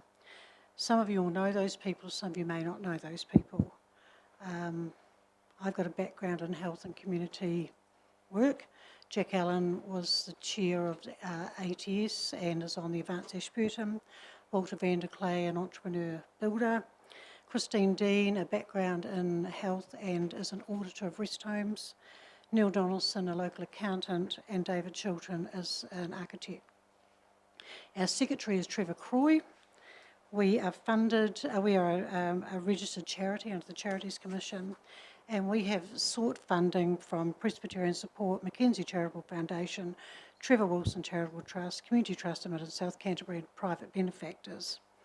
Because of that funding, we have actually been able to purchase the Cameron Courts Village, which has 9 units, and our plan is that as each person with an ORA, which is Occupational Right Agreement, leaves, we then purchase that unit and rent it. So we're looking at rental. Eventually that village will all be rented accommodation. So going forward, we want to continue looking at further development of properties to expand the stock of affordable housing, which appears to be complementary to the Ashburton District Council's elderly housing initiatives. We have aspirations to grow up to 100 units in the next 10 years. We believe that we can build financially sustainable and a scalable model as long as we work in conjunction with a partner that has similar goals and can provide appropriate land for development. Hence, we have come to see the council. So we would like the District Council to explore possible ways of working cooperatively with us, be that in a partnership of some nature, lease of land or some other vehicle. and also looking at sites that could be available in our district. We have had concept plans done up, and we could look at 5 units, we could look at 10 units, we could look at 15 units, depending on the size of the land. But each one is a standalone unit, and they're not joined together. We would put in well, we already do at Cameron Villas. We have security, night security, we do gardening, lawn mowing, window cleaning, and a registered nurse. And we would look to do the same, whichever units we carry on building. So we are in funds at the moment to do what we need to do, but obviously going forward we would be, well, we'd manage that as a business, but as a social business. So we're not looking to make a profit, but we're looking to provide more housing in mid-Canterbury for people 60 plus who cannot afford home ownership and cannot afford to go into a retirement village. Excellent. Thank you very much, Jackie. Councillor Brown, your light's on. Oh, sorry. I just like the light. Jackie, can I say myself and the Chief Executive and Colin Windlebaum from Property have met with your department, and with your trust. We're excited at the potential of working together to find a way that is beneficial for the people of this district and to better understand what that looks like. So thank you very much for your time. I'll see if there are any other questions at this stage. Councillor Bell. Welcome, Jackie. My question is, these properties, will they only for rental? Will they be able to buy it? They will be for rental. Rental They will be only. long-term rental. Thank you. We would not look to sell them. Councillor Brown. Will the rental be market rates or be subsidised The rental at the moment is $180 a week, so it's obviously quite a bit more than your council rental, but less than commercial rental. So And the people that are living in the units now find that affordable on their pensions. Any further questions? Then, no? Then we won't hold you up anymore. Thank you very much for your patience, and we look forward to finding a way forward for the betterment of the district. That would be wonderful, because we're all in this together, and there may be an opportunity in the future to look at emergency housing and other types of housing, but at this stage we're looking at older persons housing.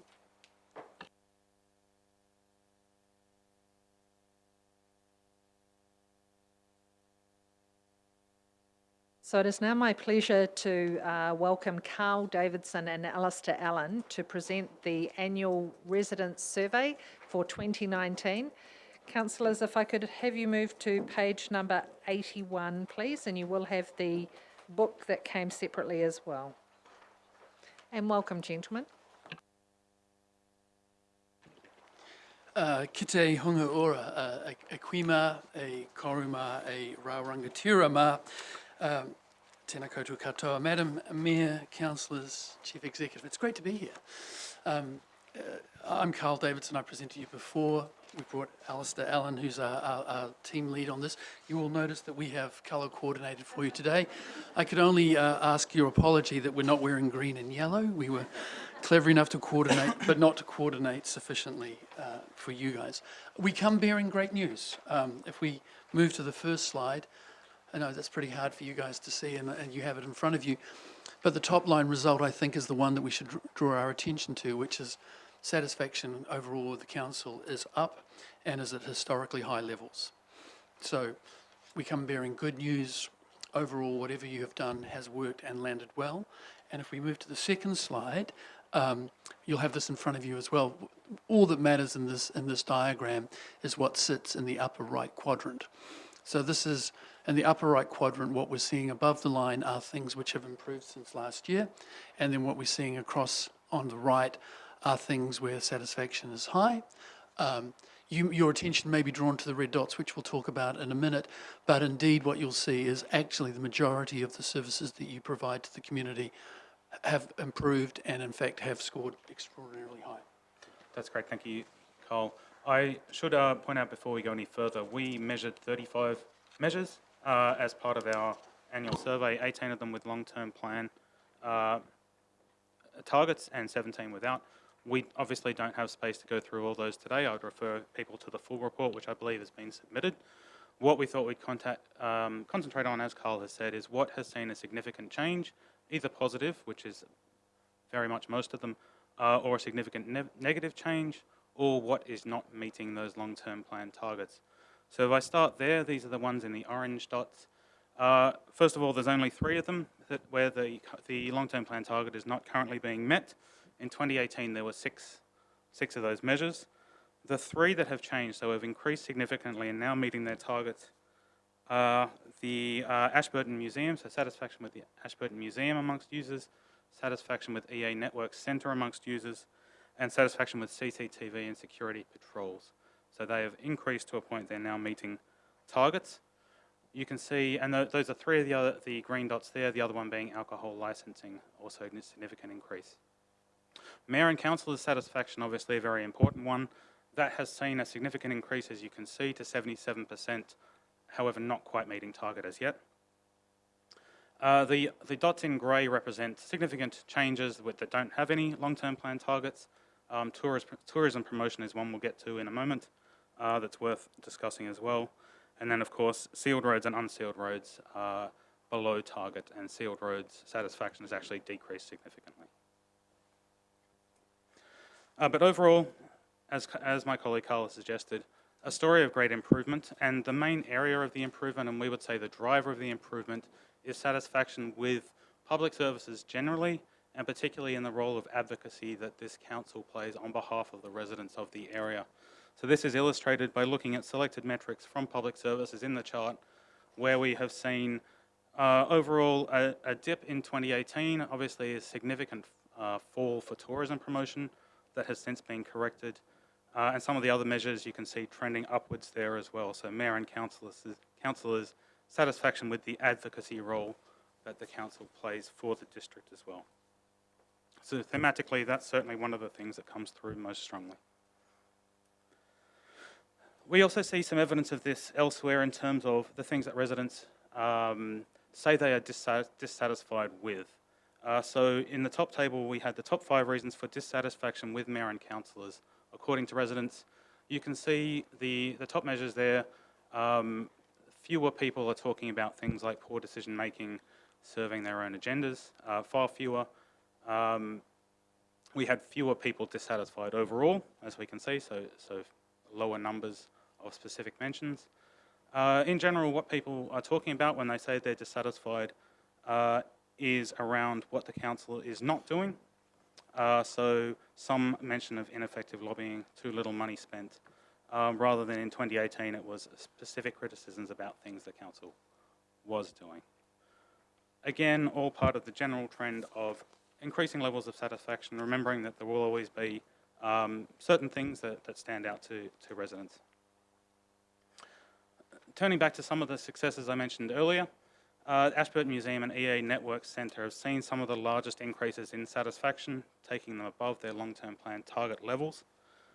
Because we're seeing these increases amongst both users and non-users of the service, that says to us that the people are seeing both a perceived improvement in the facilities themselves, but also satisfaction about the use of ratepayer money to service these facilities, even amongst those who don't use them.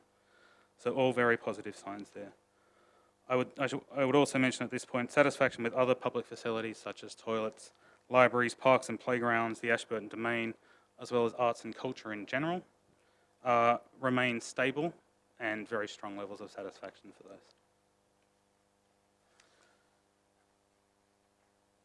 those. However, funding for the arts it remains polarising. So it is, as you can see, the art gallery and art in general is the top of the list of areas that residents say the council should decrease spend on. You can see on the corresponding table on the right-hand side, the main areas council should increase spend is around roading and roads in general. This is quite similar to what was seen in 2018 and previously as well. I'd also note that many more people are advocating for an increase in spend overall than that are advocating for a decrease in spend, which is consistent with previous years as well. So just to touch on the roads, obviously it is the greatest area of dissatisfaction, and unfortunately we're not seeing an improvement in those satisfaction levels. Satisfaction with unsealed roads overall, stable on last year, and a significant decline in satisfaction with sealed roads. As you can see, there is also a significant difference between urban residents compared to rural residents in terms of their levels of satisfaction there. So that is where the main dissatisfaction is coming from as part of the whole surveys amongst rural residents in general, particularly around the condition of roads. The sorts of issues that are being raised are the same as were raised in 2018 and before in terms of potholes, infrequent grading, lack of frequent upkeep, and potential danger or safety issues as well.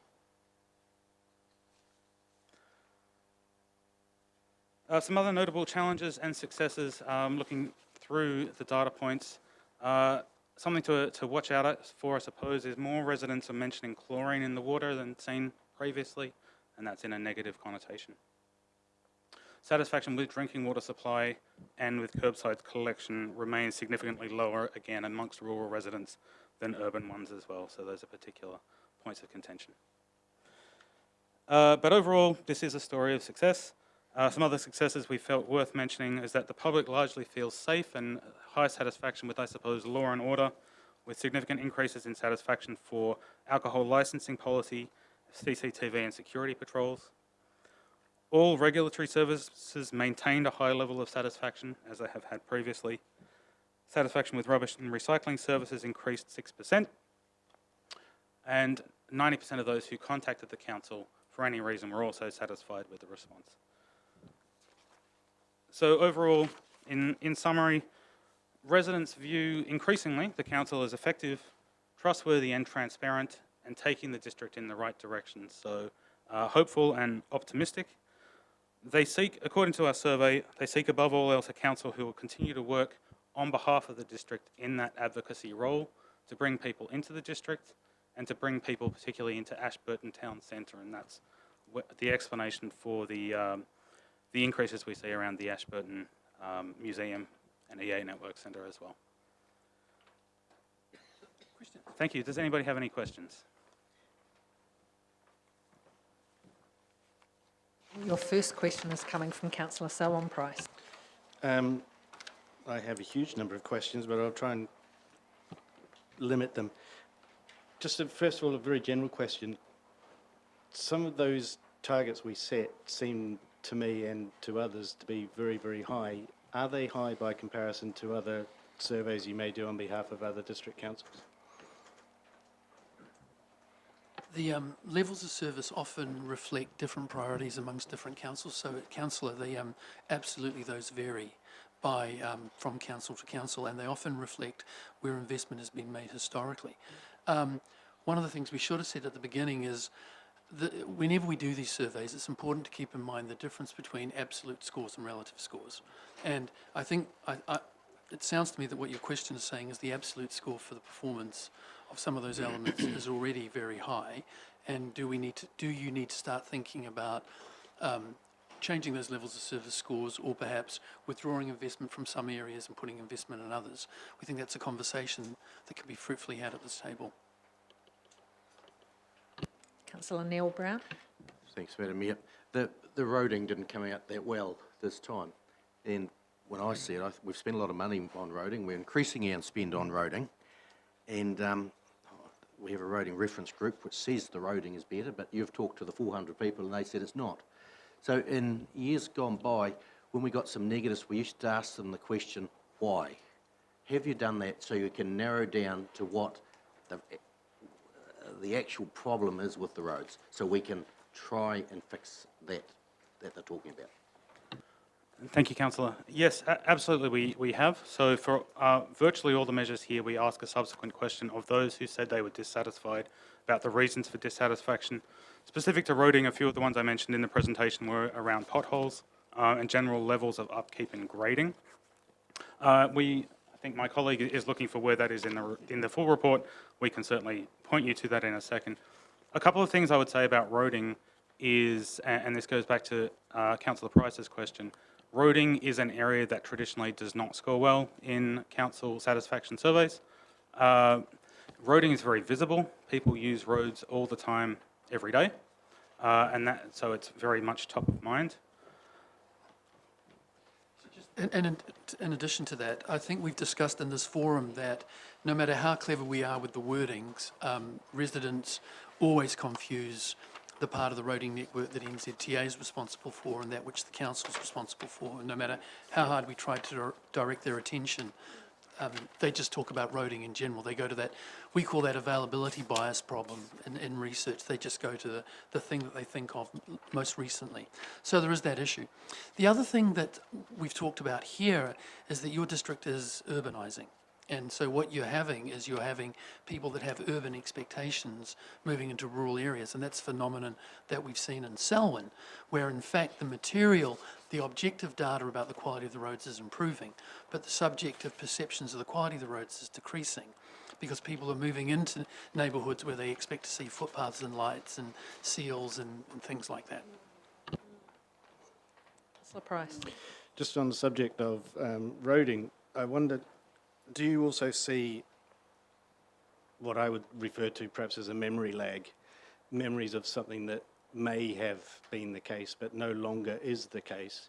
Let me give you an example. On page 82, in one of the verbatim responses, there are a lot of potholes and roads in poor repair, the likes of South Street. Now, South Street I would now regard as a poster child for what urban roads could be like in Ashburton, but 2 years ago that probably would have been a perfectly valid comment. So I guess my question is, how up-to-date are the responses you're getting?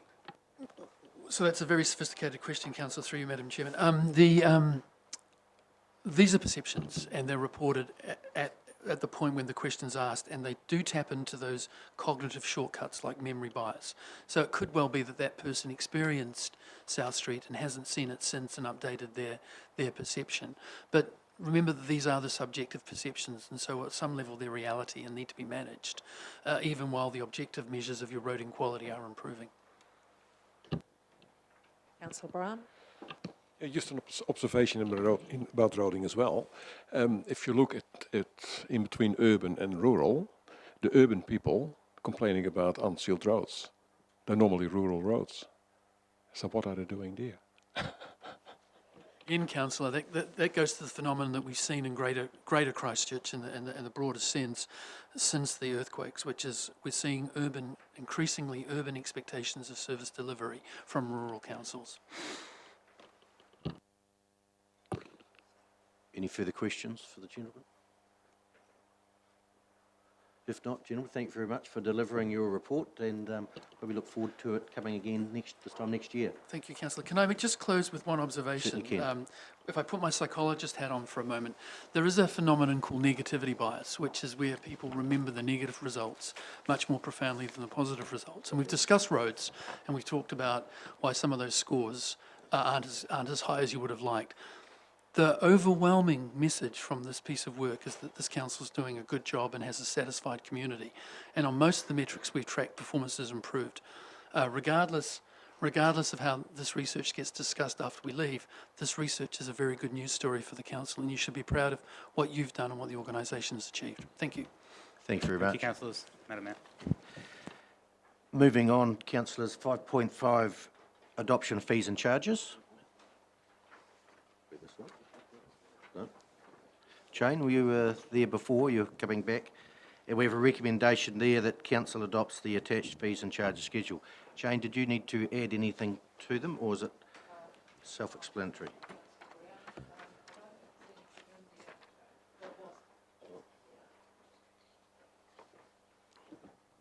I don't think there's anything in there that wasn't there when you discussed the fees and charges at the annual plan workshop. Okay. We'll open it up for questions first, and mine's the only light on, so I do have a question, and it's on page 66, sorry, and it's more for clarification. It's around the swims at the pool. Yes. Me reading this will say if I'm a senior and I'm equal to or over 65 years old, I'll pay $4, or I'll pay $36, depending what. But that's not actually the case. Oh, so we need to amend or something.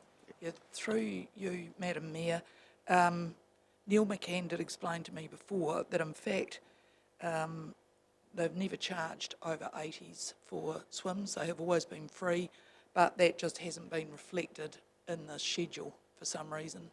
So I think they were thinking they would add it unless you want to have some debate about whether you wish to continue with it being free or not. It's probably our role to decide whether we add it or not. The That's staff what will I'm saying. recommend. Yeah. Okay. I'm neutral on the matter, actually. It's just getting the document right.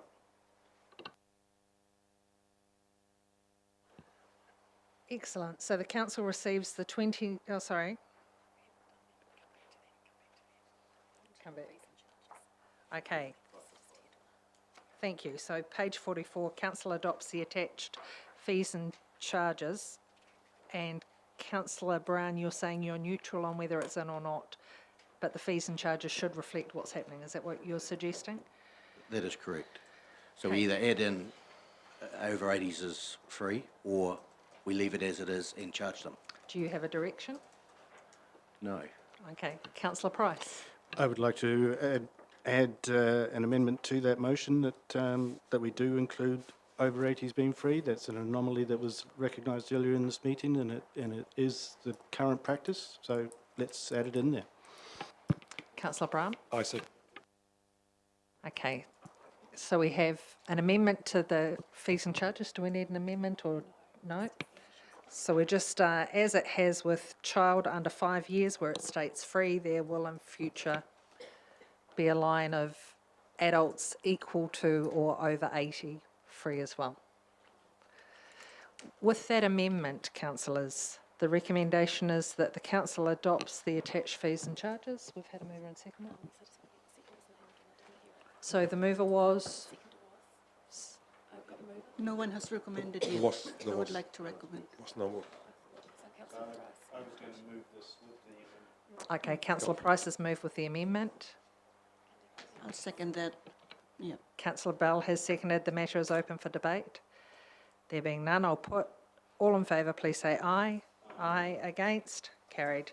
It is now my pleasure. Sorry. Apologies for leaving the room for a few moments. So I've been asked to go back to page 81 where it is 5.7, the 2019 Annual Residence Survey. I move that the Council receives the 2019 Annual Residence Survey report. Do I have a seconder?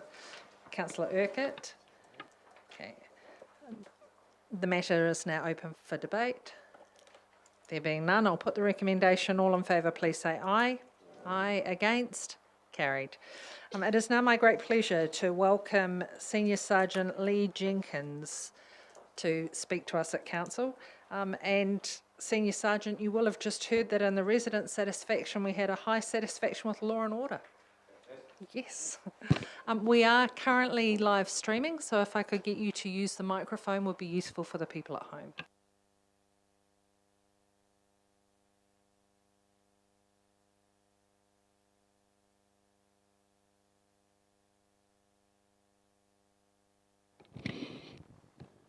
Thank you for the invitation.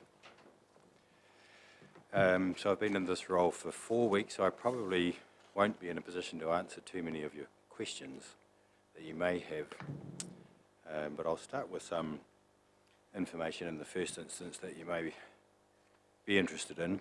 So currently Ashburton police numbers are 26 sworn and 3 non-sworn, and of those sworn staff 6 are female and the 3 non-sworn staff members are all female.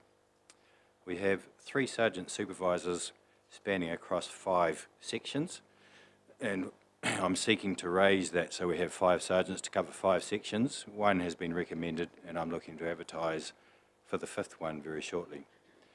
We have 5 new staff members coming to station this year, but at least 1 leaving. So I'm yet to actually formalise what our full final muster will look like come the end of this year.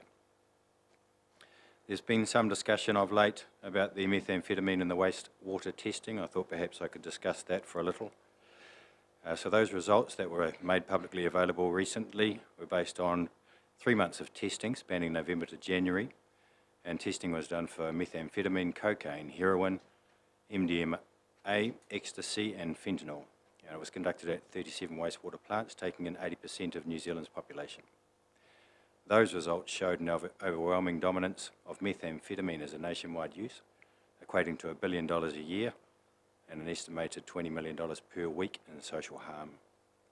That consumption equates to about 16 kilograms of meth being consumed across the 80% of the population per week.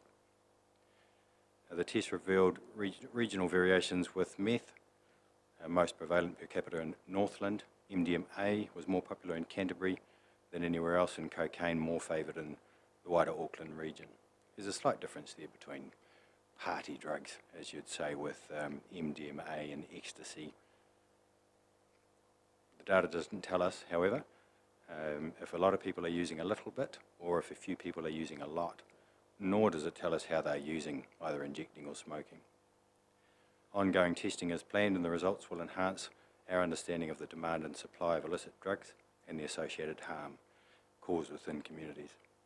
Long-term results will help police and other agencies make informed decisions around drug treatment services and initiatives to combat organised crime, dealing in methamphetamine and other drugs. Important to note that the testing cannot pick up traces of synthetic drugs, nor is it yet covering the use of cannabis, and I don't have any information to say whether or not they will expand to cannabis use. The program tests public sewage schemes for traces of restricted drugs, and that's just to enable or provide an insight into patterns of use. So what does that mean for Ashburton? So our testing results came out at 78% methamphetamine and 22% of MDMA, and that just relates to the percentage of the sample that was tested. So in other words, it doesn't equate or tell us about the quantity of the drug being consumed here, just the sample that was tested, those were the percentages of the drugs found. And that will just enable a percentage for comparison between test sites and obviously ongoing. So the key findings for those 3 months: the average weekly use of the detected drugs equate to an estimated street value of $9.6 million. Approximately $500 million of criminal profit annually is generated. MDMA has an estimated consumption rate of only about 4 kilos on average per week. Cocaine detected in low quantities, about 700 grams on average per week, and fentanyl hardly figured, and that's including medical fentanyl, with overall consumption averaging less than 3 grams a week. And we didn't detect any heroin, the testing between November and January. It's just an overview of that testing and the regime going forward. Crime statistics, I can only parrot what I've been given. I can't offer any analysis of this because I've yet to get across the way that police deal with crime statistics. That wasn't my workflow prior to taking this role. So parroting what I've been given: serious crime stats for the last 12 months in Ashburton showing a 9.1% reduction. Ashburton -2, 593. Methven -23%, and Rakaia -28. And I just can't offer you much on that, I'm afraid. Going forward, certainly I will be able to. In relation to property matters, yes, the Ashburton Police are looking at the end life of that Ashburton station, and there's discussion currently about the future, but that's some time away, I think. But just an assurance, of course you are here, and the police will be staying in the Ashburton township. Oh, absolutely, yeah. Of course. But perhaps just not in the current premises, or... Either some modification or a rebuild, I think, sometime in the future, but it's a conversation for above me. Absolutely. Well, can I say thank you so much for coming to see us today. Councillors, it is a privilege to have our new Senior Sergeant here, especially knowing that you have been in our district for many years in another role. It's great to have you on the ground, ready to run straight away. It's been greatly appreciated. Councillors, do you have any questions of Senior Sergeant Jenkins? Other than we are looking forward to working with you in regards to the Safer Community accreditation that happened yesterday. I know that both the New Zealand Police and the Ashburton District Council were parties to signing that document. And we wish you all the very best in your new appointment and along with your new staff. Thank you very much. Appreciate that very much. Thank you. And we look forward to seeing the satisfaction with law and order going up in future years. Absolutely. Thank you. Senior Sergeant Jenkins, you are more than welcome to join us for afternoon tea, which shouldn't be too far away. Thank you. No, I'll do that. So it is now my great pleasure to introduce the Manager of People and Capability, Sarah Mosley, who will introduce new staff and recognise long service. Through you, Madam Mayor, we're just doing a slight change to ensure that the people at home get to see the employees who are reaching service milestones. So I'll continue to sit at this desk if that's okay by you. So firstly, I'd like to introduce two new members of staff, and if they can please just stand up at the back when I call your name. We've got Natalie Corbett, and she's our new Aquatics Manager down at EA Network Centre, so that's Natalie.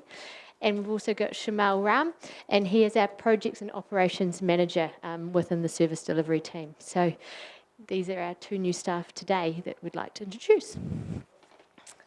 And with regards to our service recognition, I've got 4 people here from across council, which is fantastic, and we've got a range of milestones. If when I call your name, can you please come up here, and there's a nice wee green dot that you get to stand beside, and your presentation will take place there. So first of all, I can see Mahara laughing at me. If you don't mind, please coming this way, Mahara Heslop. I'd like to introduce, recognise your service. So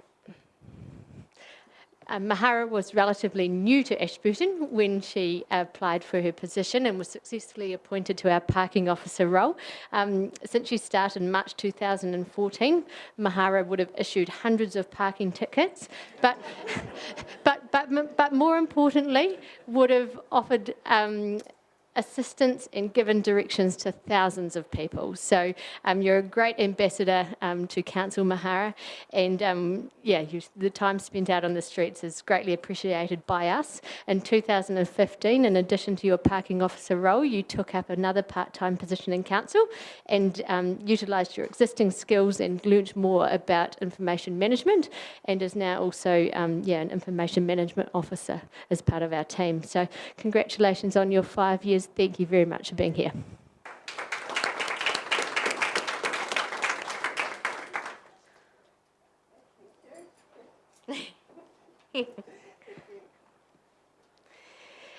So I'd like to also call Michelle Driscoll up to the limelight.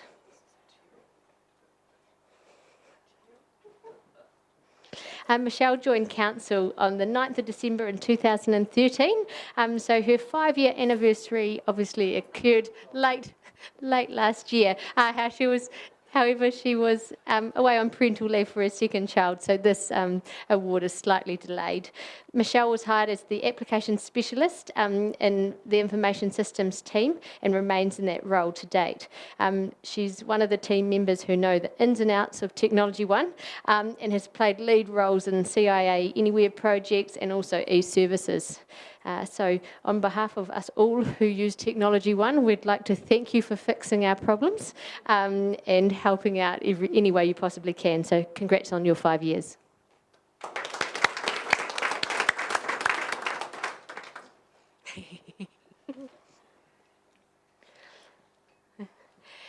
And I'd also like to call forward Anna Matson, who has just ticked over 15 years service. So in 2004, Facebook was created, the Olympics were held in Greece, and George Bush was re-elected as President of the USA.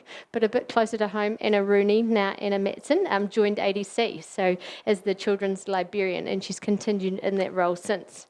Anna has been involved in countless holiday programs and storytime sessions where often she takes the centre stage. Your children are probably the most lucky in terms of their bedtime stories with your practice and your working role as well. So congratulations on 15 years service with Council, and longer may it continue.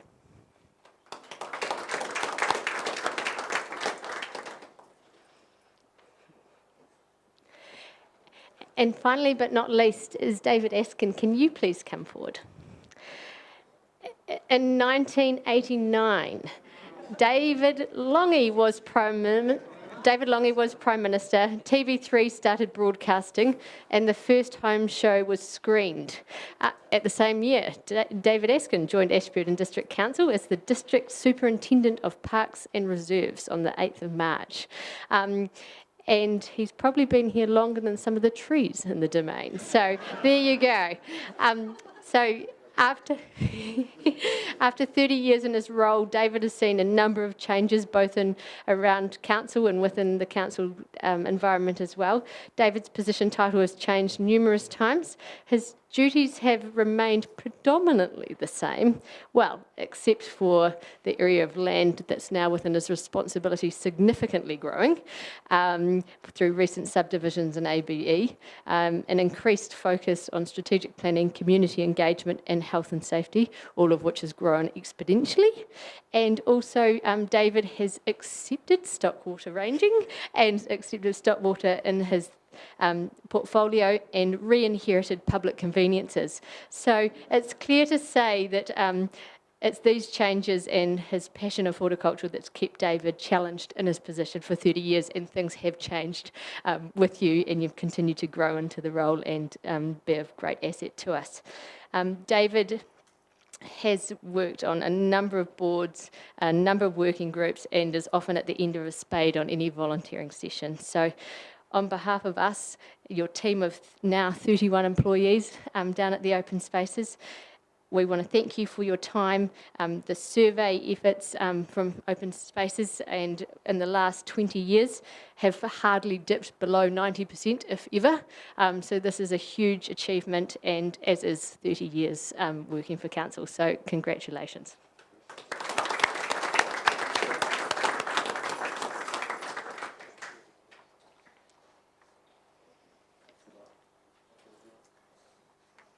And as he walks back to his seat, may I just add, David, there aren't many employees at council who straddle 2 centuries. To those who are marking milestones, can we as governors say thank you very much for the work that you do? For those who are coming on board, welcome, and I wish you all the best.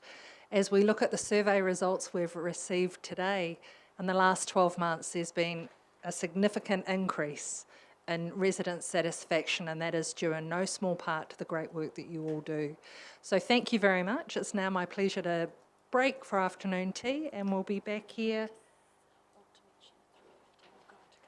at 3:15. We are going into committee, I've just been advised, until about 3:45. Thank you very much, but we're breaking for afternoon tea now.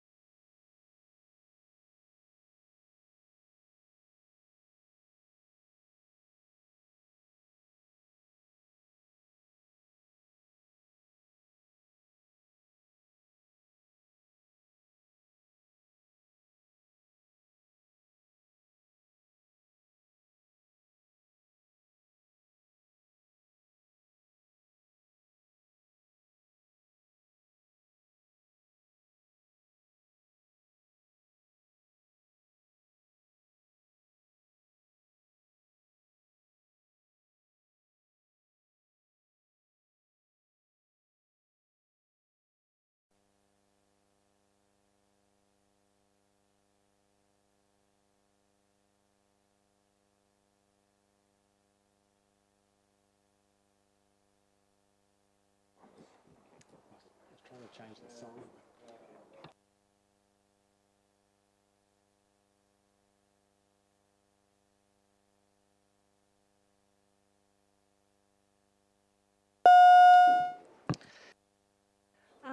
May I welcome back members of the public, staff and to the media. We are now back in the public section of our meeting. We have item 5.6, the future use of former eyesight building and land. Councillors, if you will agree, I'd like to take this in the 5 parts that are written. And the first item I thought was the appropriate order was item 2 actually is the first part. And for those, just to make sure we're keeping up, item 2 was that the information hub proposal be accepted, subject to detailed negotiation, but differing from their proposal with regard to term and experience mid-Canterbury occupancy. Councillor Brahm. I've got a question about that, Madam Mayor. Does it include the 1 by 1? The 1 year and 1 year, or what is involved in this part? Thank you. The manner in which we had written this report was to try and cover all aspects to the land and building, both from the history of the building, the resource consent, and indeed its future occupancy of that site. Because for the staff in preparing this report, we felt that the occupancy, the ongoing occupancy, was a material factor in the manner in which we considered the Information Hub's proposal, because their proposal was for a 2-year lease.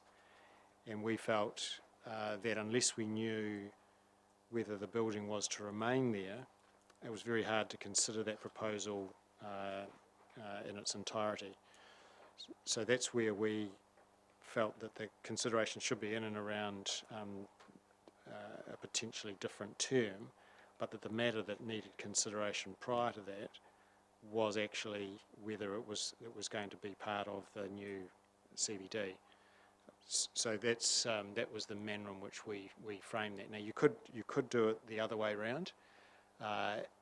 If you do it the other way around, then you won't be clear on the term that we're offering because it'll then depend on whether the building stays, I still think. Councillor Brown. Just have a question, Madam Mayor. On page 73 under option 4, it talks, there's an option there is to sell the land, but it's zoned open spaces, so we can't sell the land?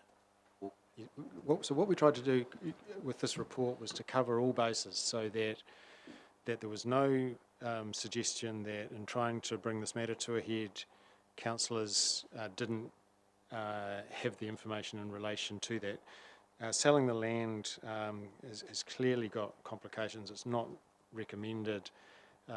There's a whole host of issues with that, but what we wanted to do by at least alluding to it as a theoretical option was that we didn't come to this meeting and get asked a question on selling it that hadn't been covered in this report. So that is certainly not our proposal, not our advice to you to do that.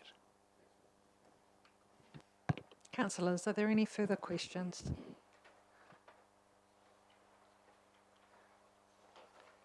Councillor Rawlinson. If there's no questions, I'd like to move option 2, that the Information Hub proposal be accepted subject to the detailed negotiations, but differing from their proposal with regard to the term and the experience of Canterbury occupancy. And the reason I support that is to allow us to then, if this is accepted, to be able to move forward with that as part of our CBD redevelopment. Councillor Brown. I second that, Madam Mayor. So, councillors, it is the item marked. The item marked as number 2 in your papers, as read by Councillor Rawlinson. Councillor Price. Yeah, I do actually have a question around that. On top of first paragraph on page 72, second sentence, this has primarily been because the Information Hub, while wishing to work collaboratively, wish to be free to target revenue. Does this agreement still allow them to do the same thing, just without EMC in the same building? Yes, without any doubt. So council can't prevent an alternative information service from targeting a membership. And so if the Information Hub want to offer an alternative information service and want to target the same membership as EMC, then that's just a competitive marketplace. And to be really fair, EMC were not shying away from that potential. So EMC haven't said that is a problem per se, because they acknowledged the right of the Information Hub to do that. What they felt was a concern was that they would occupy the same building while targeting the same membership base. Yeah, so it's all related to being in that building. And indeed, if the Information Hub had found alternative premises from the private market, they'd be up and running and targeting whoever they liked, and this council and EMC would have no view nor opportunity to express it. So it was all about if you were sitting in the same building.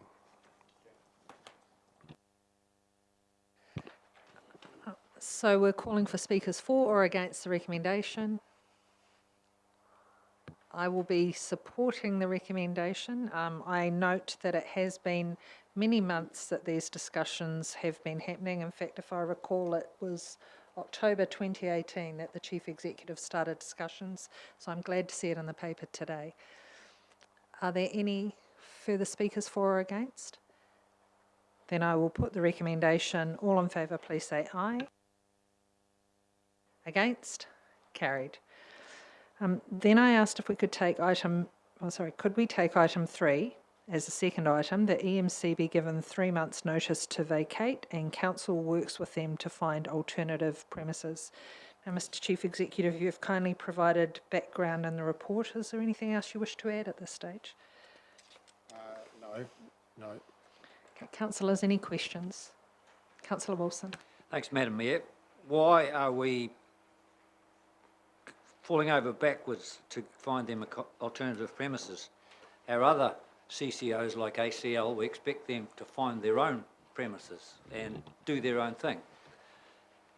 EMC get a pretty substantial donation from the council, and I think as a business, which they are, and they keep enlarging about 180 million income into the district for tourism, why can they not do their own thing and find their own building? Based on the fact that they currently occupy a council building and that is rent-free, and they are our CCO of relative means, certainly not the same capacity as ACL in a market sense, we felt it was only right that in asking them to leave that building, that we would help them find an alternative. It felt like the right thing to do to our own entity. Mr. Chief Executive, further to Councillor Wilson's question about giving them a substantial donation, could I just clarify the accounting term that we use for EMC? CCO, is that what you meant? So is it a donation or is it a grant? Oh, it's a grant. Thank you. Councillor McMillan.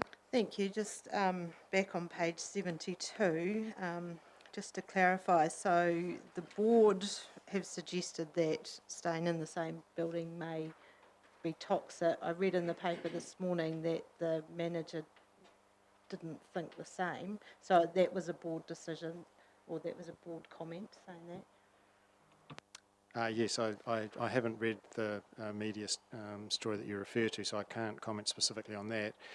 However, my comments were directly from the board of EMC. Yep. Well, to be really specific for the purpose of clarity, it was the chairman of the board of EMC. Okay, so councillors, that EMC be given 3 months' notice to vacate and council works with them to find alternative premises. I wish to move that. Is there a seconder? Councillor Rawlinson? Yes, I'll second that. Okay, the matter is now open for debate.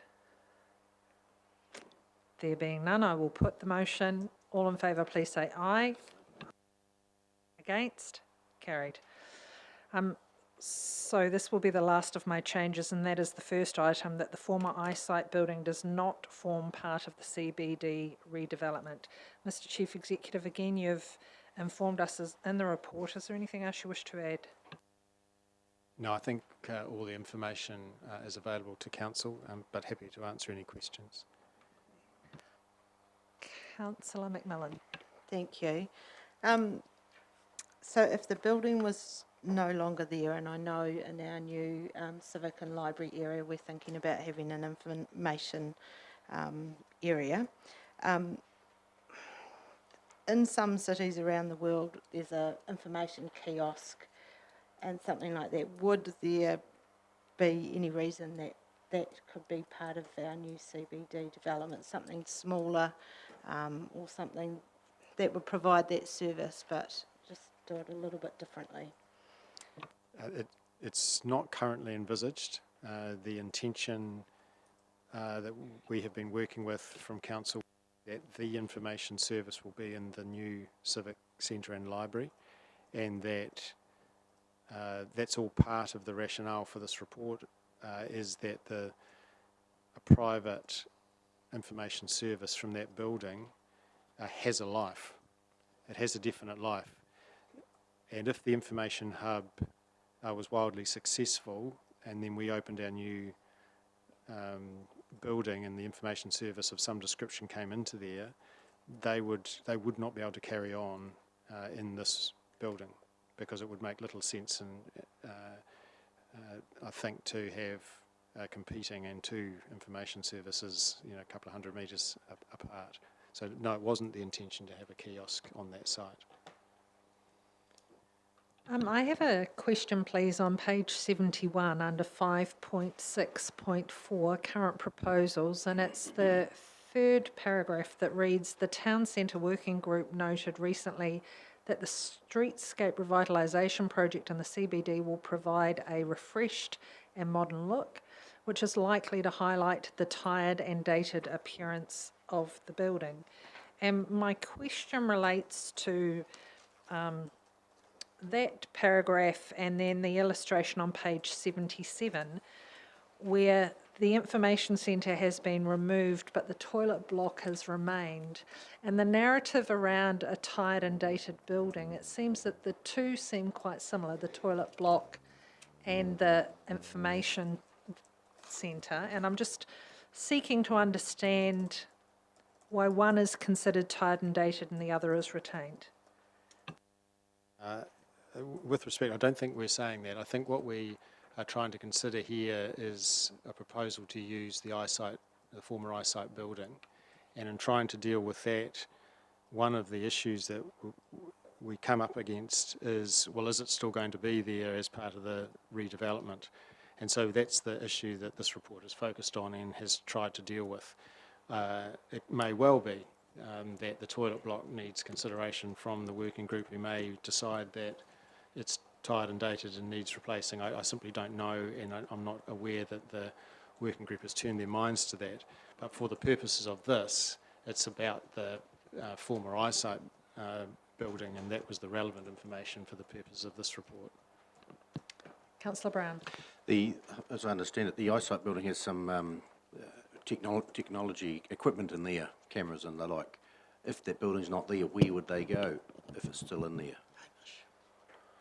Through you, Madam Mayor, we've moved it all. Yep.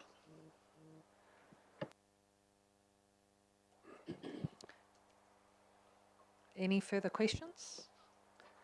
Then Councillor Rawlinson. I've just a comment, if I may, and Jane may answer it, but with going back to the point about the toilets, I think the plan is to update the toilets as well, so that they don't look dated. Jane could confirm that. Yes, through you, Madam Mayor, that is correct. We did talk to David Askin about replacing them completely with something new and modern, but they're actually not that old, and it seemed like a lot of money to spend on something that isn't that old, but certainly he has got money budgeted for upgrading. Yep. Yes. Councillor Brown. Madam Mayor, if there's no more questions, then I would be happy to remove the motion that the former eyesight building does not form part of the CBD redevelopment. Okay. And I would be happy to second that. I'm very pleased in the background to have a better understanding of exactly how that building came to be council property. That was greatly appreciated, and happy to second the recommendation and look forward to the future of what our CBD can be. Are there any speakers for or against? And Councillor Brown, do you wish to exercise your right of reply? Yes, if I can. It has been a great project to be part of it. It's certainly something what will change the centre of this town. This is only the part council can do. We need the help of all the landlords as well to make it a Point of order, a Madam new Chair. port. With no speakers for or against, you don't get a right of reply. As a seconder, was I not a speaker for?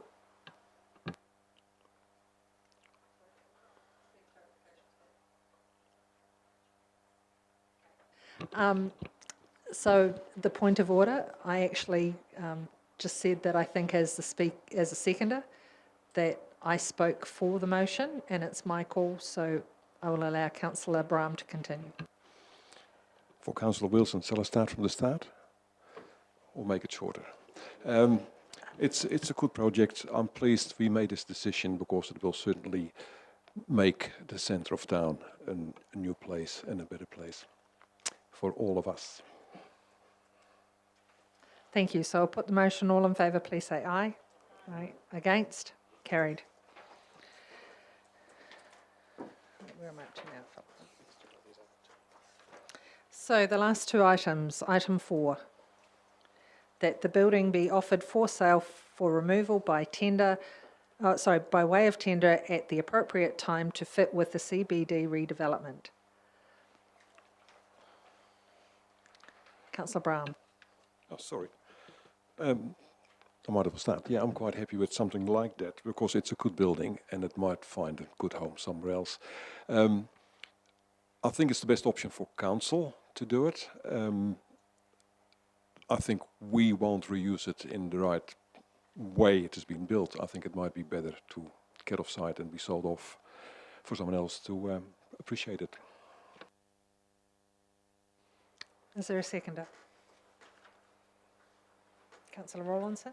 I'll second it, and I think that we may find there are groups in the community who would be interested in tendering for that building. Okay, any speakers for or against? Then I will put the motion. All in favour, please say aye. Against? Carried. Mr Chief Executive, could I just seek clarification on point 5, that the Chief Executive be authorised to sign all documentation necessary to enable the implementation of this decision? Is that necessary? Do we cover it in delegated authorities? Perhaps it is a belts and braces, but it's a part of the overall ability to get this thing done. We've still got to negotiate the final deal now with the Information Hub, remembering that they wanted a 2-year lease and they're now getting a 1+1, so that has to be negotiated and signed off. And when we get to the removal by tender with this resolution in place, it just allows us to quite clearly go ahead and get that done, regardless of, it just tidies it all up, really. Okay. Councillor Bell. I would like to move that recommendation number 5. Thank you. Then I will happily second. Any speakers for or against? Then I will put the recommendation. All in favour, please say aye. Aye. Against? Carried. Item 5.8, childcare allowance for elected members of local government, page number 82. And we welcome Tony Durham. Tony, thank you very much for the preparation of this report. As councillors have read the report, is there anything else you wish to add? There isn't. Councillors, any questions of officers? Councillor McMillan. Thank you. I do have a question, and it was more along whether a babysitter was classed as sort of an accredited childcare person, and probably speaking from experience, I don't make the cut of a young elected member anymore. That's sad. But I do have children who've only just recently turned 14. So prior to that, I was having to get a babysitter in after school, especially when meetings used to run a wee bit longer, like today. And it was always a high school student. So I was just wondering, how do we work around that? We also, as councillors, have a lot of evening meetings. I'm on 3 reserve boards. So how does that work? And I know I've talked to you about it, Tony, but just want you to clarify that for me, please. Thank you.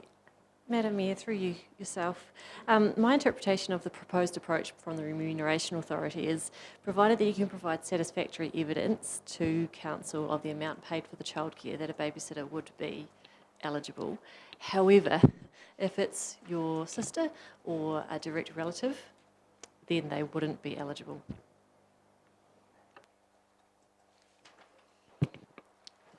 Councillor Rawlinson. Thank you. I had mixed feelings about this when I read it, and my mind went back to Christchurch when we were at meetings in our early days as councillors with a mother with a young child running around in the Christchurch City Council building, distracting everyone in meetings. But however, just my only question is that if this goes through, does the money that goes towards the childcare come out of that bundle of money that we receive to pay the councillors, the per capita funding that's given to, that's allocated for remuneration? I am not sure. I might get Philippa. The answer is no. Thank you. Councillor Brown. I'm looking at page 88, 3A, and it talks about the allowance being no payment to a member no greater than $15 per hour. Is this a subsidy or is that a wage? Because if it's a wage, it's below the minimum. Is it a wage or subsidy?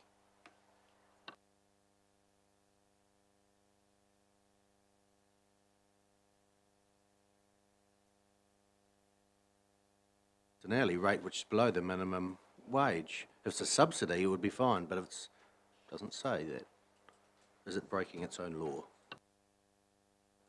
It's termed a hourly allowance. Which is below the minimum wage. Correct. Well, yes, but it's not claiming to be a wage. Councillor McMillan. I was just going to add to that, $15 an hour, if that went to a childcare centre, it wouldn't be classed as a wage. It would be the amount for the child to be in that childcare centre for the hour. And it wouldn't be over $15 as far as I can see. Most places would be a lot lower than that. Okay, I'm actually happy to move this recommendation and to thank the staff for the work that they've done. I think opening the door for parents who are sole caregivers or who are needing to get their child into childcare encourages more people to stand for council and to become elected members. Councillor Reveley. Yeah, I'll second that. We're in the modern age and that's where we should be. Excellent. So the matter is now open for debate. There being none, I will put... Oh, Councillor McMillan. Thank you. I was just going to support this. I think it's a long time coming. I was elected as a community board member when my daughter was 4 months old, and while the meetings went to this extent, if I had gone for council then I would have really struggled. So I think it's great, and well done, Tony, for putting the submission on. Councillor Price. I totally agree. I don't think it's been a long road. I think it's way overdue. You know, this is stuff that should have been done in the 20th century. We're now in the 21st. And I certainly don't think we need to put any more impediments into the potential candidates who might stand for council. If we look around this room, it might not apply to any of us, but hopefully in the future it may. Councillors, any further speakers? Councillor Bell? Just a comment too. This will encourage diversity of candidates in the next election. Excellent. So I will put the recommendation. All in favour, please say aye. Aye. Against? Carried. Councillors, page 94, item 5.9, mobile communications strategy. And we welcome our communications manager, Ruben Garcia. Good afternoon, councillors, Madam Mayor. Welcome. We didn't plan that terrific segue from modern age and 21st century. It just happened to work out that way. This report here, I can just speak to a couple of the highlights, but and then I'll open it for questions. Certainly from a communications perspective, we realize that our efforts help shape the perception of the community, and we're trying to prove in the areas where we can. And one of the biggest things that we've noticed, and some of the low-hanging fruit, would be around the issue of alerts and notifications in a more timely manner. And as we looked at that particular function of our communication channels, we determined that we felt that the easiest method to be able to have residents participate in this information exchange would be simply via text message, removing the requirement to download an app, and so on and so forth. So what we've come up with to improve in the areas of alerts and notifications, i.e. or your water boil notices, severe weather alerts, roading updates, and so on and so forth, is residents can simply text their postcode where they live to our dedicated short code 4196. In the break, if you choose to do that today, you'll get an immediate response saying that you've been opted into the service, and it's just as simple as that. In some of the other areas that we're working on to improve our communications that we wanted to share with you, we've acknowledged and we've recognized that the Ashburton app, which is run by the Ashburton Guardian, is actually a tremendous source reflects a tremendous amount of the population, with about 20,000 user base having the app installed. So we've mirrored similar activities of what Timaru District Council and Selwyn District Council has done, and partner with that app to provide not only information and resource, but also some of our news items that would be syndicated across that app as well. So we're well in the process of making that happen, and we hope to have that available by July 1, if everything goes as planned. So basically that would mean that along with the news information and resources that they put out, we would have a council button, so to speak, on the app that you can go and access our news and information as well. The other area that we hope to improve on, and I think I couldn't help but notice Councillor Price's comment in regards to the resident survey, the memory lag. I think part of the opportunity that we have to change the perception of the community is to follow through with some of the requests that folks submit to us. So we're looking at improving our communication back to users who submit requests via the Snap Send Solve. Obviously, with that increased communication, we hope that that will improve or even increase their engagement with the app. And I think it will close the loop, so to speak, to allow users feel that not only has a report been reported on, but we've acknowledged it and we followed back through on what that outcome was. And hopefully I think that would help shape the perception, because I think we are doing good work. It's just not getting back to those folks who are submitting it. And lastly, just yesterday at the Safer Ashburton ceremony, I believe it was the ceremony for being accredited as a safer community, they've also briefly introduced a Gets Ready program by the Neighborhood Support Group. So we're very partnering with them to help promote that as part of our civil defense activities from a comms perspective as well, and increase the usage of that particular system. Again, similar councils are using it quite extensively. We were just visiting with Selwyn earlier this week to see the extent of their use, and we found that it would simply complement all the other activities that we're doing in this digital space. So just a quick update on some of the efforts that we're making to try and improve our comms in this digital media world that we live in. I'm happy to answer any questions you might have. And the first is from Councillor Brown. Thanks for having me. Ruben, great initiative, it's good. Just wondering if you wanted to know what was going on in the whole district, in an example, say you live where I live, but I'm travelling, and if there's a traffic accident somewhere else, I won't know about it because I don't live there, I'm travelling. Can you opt in to get all notices for the whole of Mid-Canterbury? The easy answer is yes. What a dedicated short code allows us to do is that is our own council-owned short code. So we can create keywords to create different categories of alert. For now, in the introduction of the service, we're simply keeping it simple to allow folks to sign up for the alerts relevant to their postcode area. But in the future, we can expand the service to include, let's say if we created a short code called Travel Ashburton, and if somebody would text Travel Ashburton to 4196, they would be grouped into a specific list where we can provide those additional information updates. The features can be built and expanded on.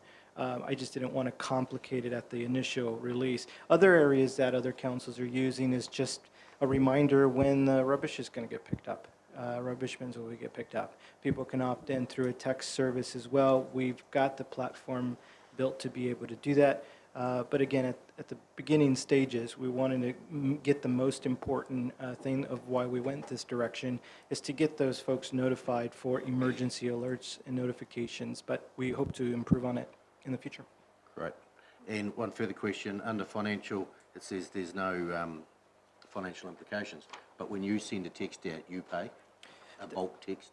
That is correct. So what we're doing is we're in essence replacing the current product that we're using now, which is Inteno.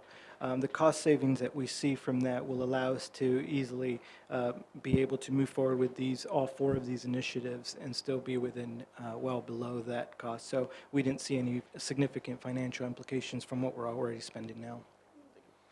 Hey, councillors, we've got some musical lights happening, so I have councillors Price, McMillan, Wilson and Rawlinson. Thank you. Great that you're looking at SnapSend Solve. On a daily basis, I have people telling me that they have sent in a SnapSend Solve and they're still awaiting responses. So any improvement on that would be really, really good. But here's a kind of curious one. Yesterday I was speaking to somebody who told me that he sends photographs of completed potholes just to say thank you, believe it or not. But he doesn't get a response. How do you respond? How does customer services respond to positive messages through SnapSend Solve? In all honesty, I have not thought about that particular. We will definitely look into it. And I guess the best way that I can explain it is I can work through quickly what the process is of how SnapSend Solve works. SnapSend Solve is a third-party application that we've partnered with, and most councils within New Zealand have also as well. That pretty much facilitates the receipt of that information and sends it off to the councils. The first alert that the user receives is from SnapSend Solve, which basically says, we've sent off your request. What I'm hoping to improve on is what we're working towards in addressing the process is that our customer service will now take that, and when we submit it or convert it into a customer request into our CRM system, they'll get notified, so the communication is coming from council. A good example of this would be I was out and about, and I ended up submitting a request through the SnapSend Solve app because I wanted to see what the process was, obviously, as we were looking at it. I received an immediate reply from SnapSend Solve. I was expecting that one. But it wasn't until a week and a half later where I followed up with my customer service team to find out, okay, where has this tracked? Come to find out, I never received notification, but they had entered it that Monday morning, first thing. And I think that communication is really important and crucial for folks to be aware that their item is being actioned. And hopefully the goal is to follow through with these requests and close them. And I want to make a note too that I think that this process that I'm currently looking to improve is specific to the SnapSend Solve requests that come in. Some of our more complicated requests probably they get buried in quite a bit of process, but I think the ones that we can help address are the ones that are coming through that SnapSend Solve application. In short, I hope that's a quick answer. Yep. Councillor McMillan. Thank you. And Thank you, Reuben. This is great. I've been harping on about especially the boil water notices for a while, but I've just signed up to the TEX notification, so that's great. How will you advertise that? Will that be widely advertised? Oh, yes, good question. So in marketing and a communication campaign is beginning effectively on Monday. You'll start seeing wide promotion of this through all our media channels. Councillor Wilson. Thanks, Madam. Thank you, Madam Mayor. Are we still using the Antenno app? The last one I've got here is the 10th of the 10th last year. That's correct. So we are, with the introduction of the new text service and text SMS messaging service, we will be migrating away from Antenno. There'll be a transition of change, so Antenno will stay active through September 1. We will be notifying our Antenno users that we're now on a new text alert system that they could opt in to get communicated on as well. But we're swapping out the service providers to essentially provide the same level of communication service to improve on that. A supplementary, we actually had 3 in the last year, I think. That's hardly worth looking at. That's the trouble, isn't it? Yep. Councillor Rawlinson. Thank you, Reuben. I think this is great. Just a question arose in my mind after sitting through the launch yesterday of Gets Ready, and James speaking about the attributes of that program, made me wonder, is there any crossing or duplication with what you're proposing with the new messaging system that appears that it perhaps will be picked up and Gets Ready as well? Yeah, and that's a good question. That was the reason why we've met with Selwyn District Council earlier this week, because we're working to see how much we're mirroring what they're doing versus what we're doing here locally. While the product can be expanded to allow for text messaging to a certain extent, that's not how it's being rolled out initially here at our district council. Supported by the neighborhood support, they're going to be pretty much managing the database of residents and users who participate in it. We will help promote and encourage that registration process, but I think that us, council, being on the driver's seat, so to speak, to manage our text alerts through our system would only complement that additional extension of our reach, because once we partner with them, receiving our alerts will get shared across their system as well. Thank you. And just to snap, send, solve, I'm quite a user of it, and yes, you do get the reply straight back, but I'm a big user of Believer. I then go round within 7 days looking at what I've been sending in, happy to say that each time what I've reported has been fixed within 7 days. So it does work. Excellent news. Councillor Bell. Thank you. Good strategy. Question is, for this 3 or 4 communications we're going to use, will that mean additional workload, and do we need more staffing, or what we have is enough?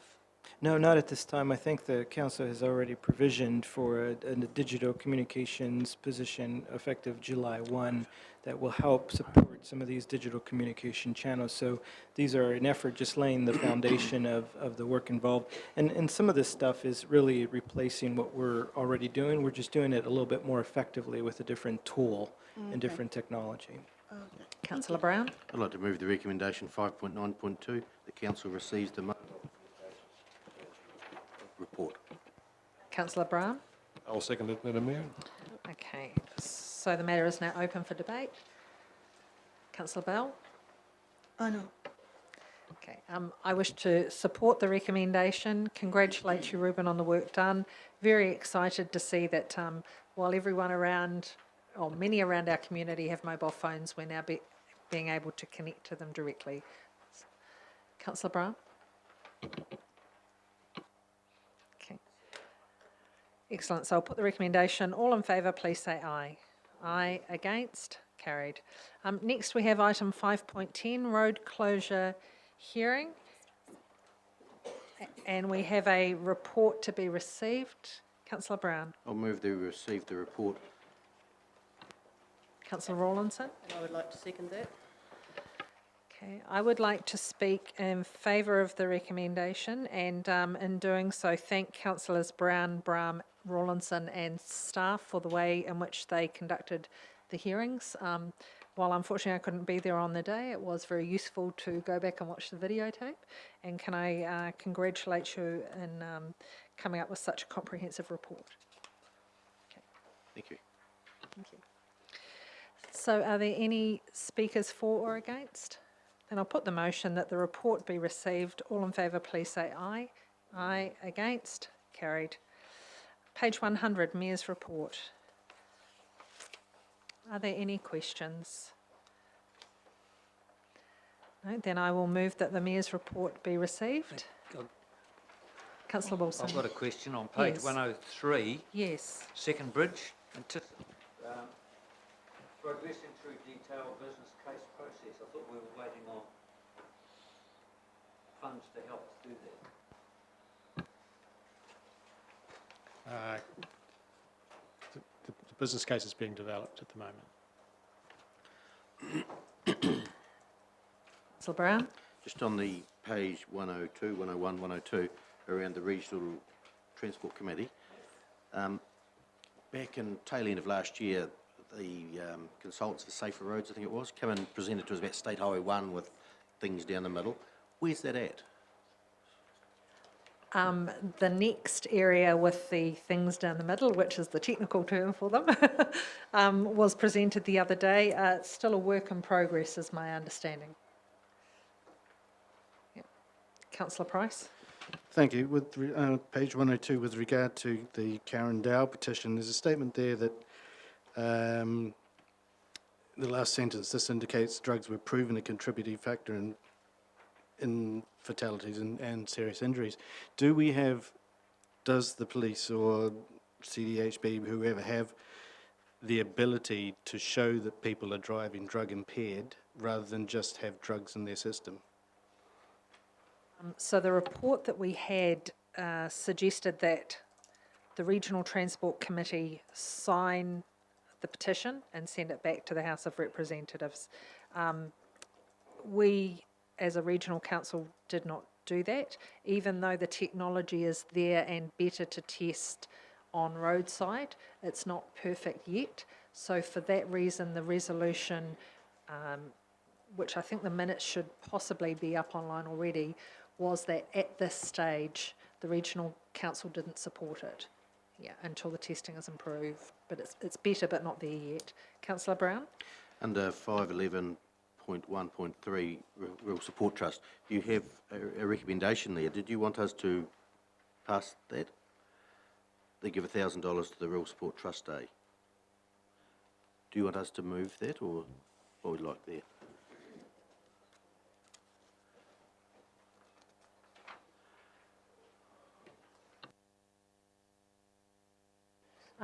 So the answer is no, I do not need that, and the reason being, as a council, we have approved that there will be, actually the discretionary grant fund, perhaps we do. If I'm saying from the discretionary grant fund, we actually do need a recommendation. I'm sorry, I thought it had been written. Sorry, I thought I had written it that way. If you do, I'll move. Great. Great. Excellent. So we're talking about a $1,000 grant from discretionary grant fund that will be granted to the Rural Support Trust for a day at the races they are hosting. Yes, Tony. Sorry, just want to clarify if you're talking about the discretionary grant fund or the mayoral fund. The discretionary grant fund. I wrote discretionary grant fund. That was my intention. Yeah. Excellent. So we're all clear on the recommendation. So it's a $1,000 grant from the discretionary grants to the Rural Support Trust. Okay, I'm in favour. All in favour, please say aye. Against? Carried. Councillors, is there anything else on the report? Then, can I thank you all very much for your contribution? It hasn't been seconded yet. Okay, So I have moved Councillor, Bell. Oh. Has it been? so we're talking about the Receiving the Mayor's report. Yes. Hasn't been. Excellent. So I'll put that, all in favour, please say aye. Aye, against, carried.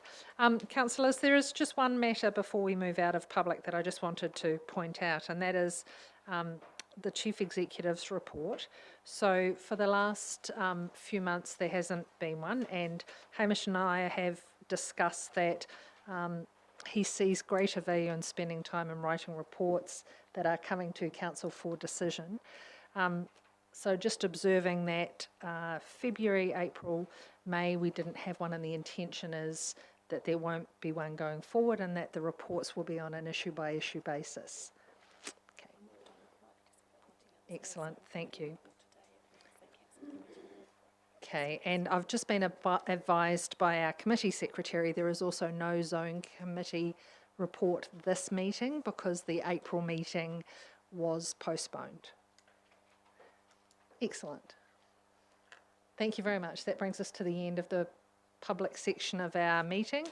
Thank you for your contribution.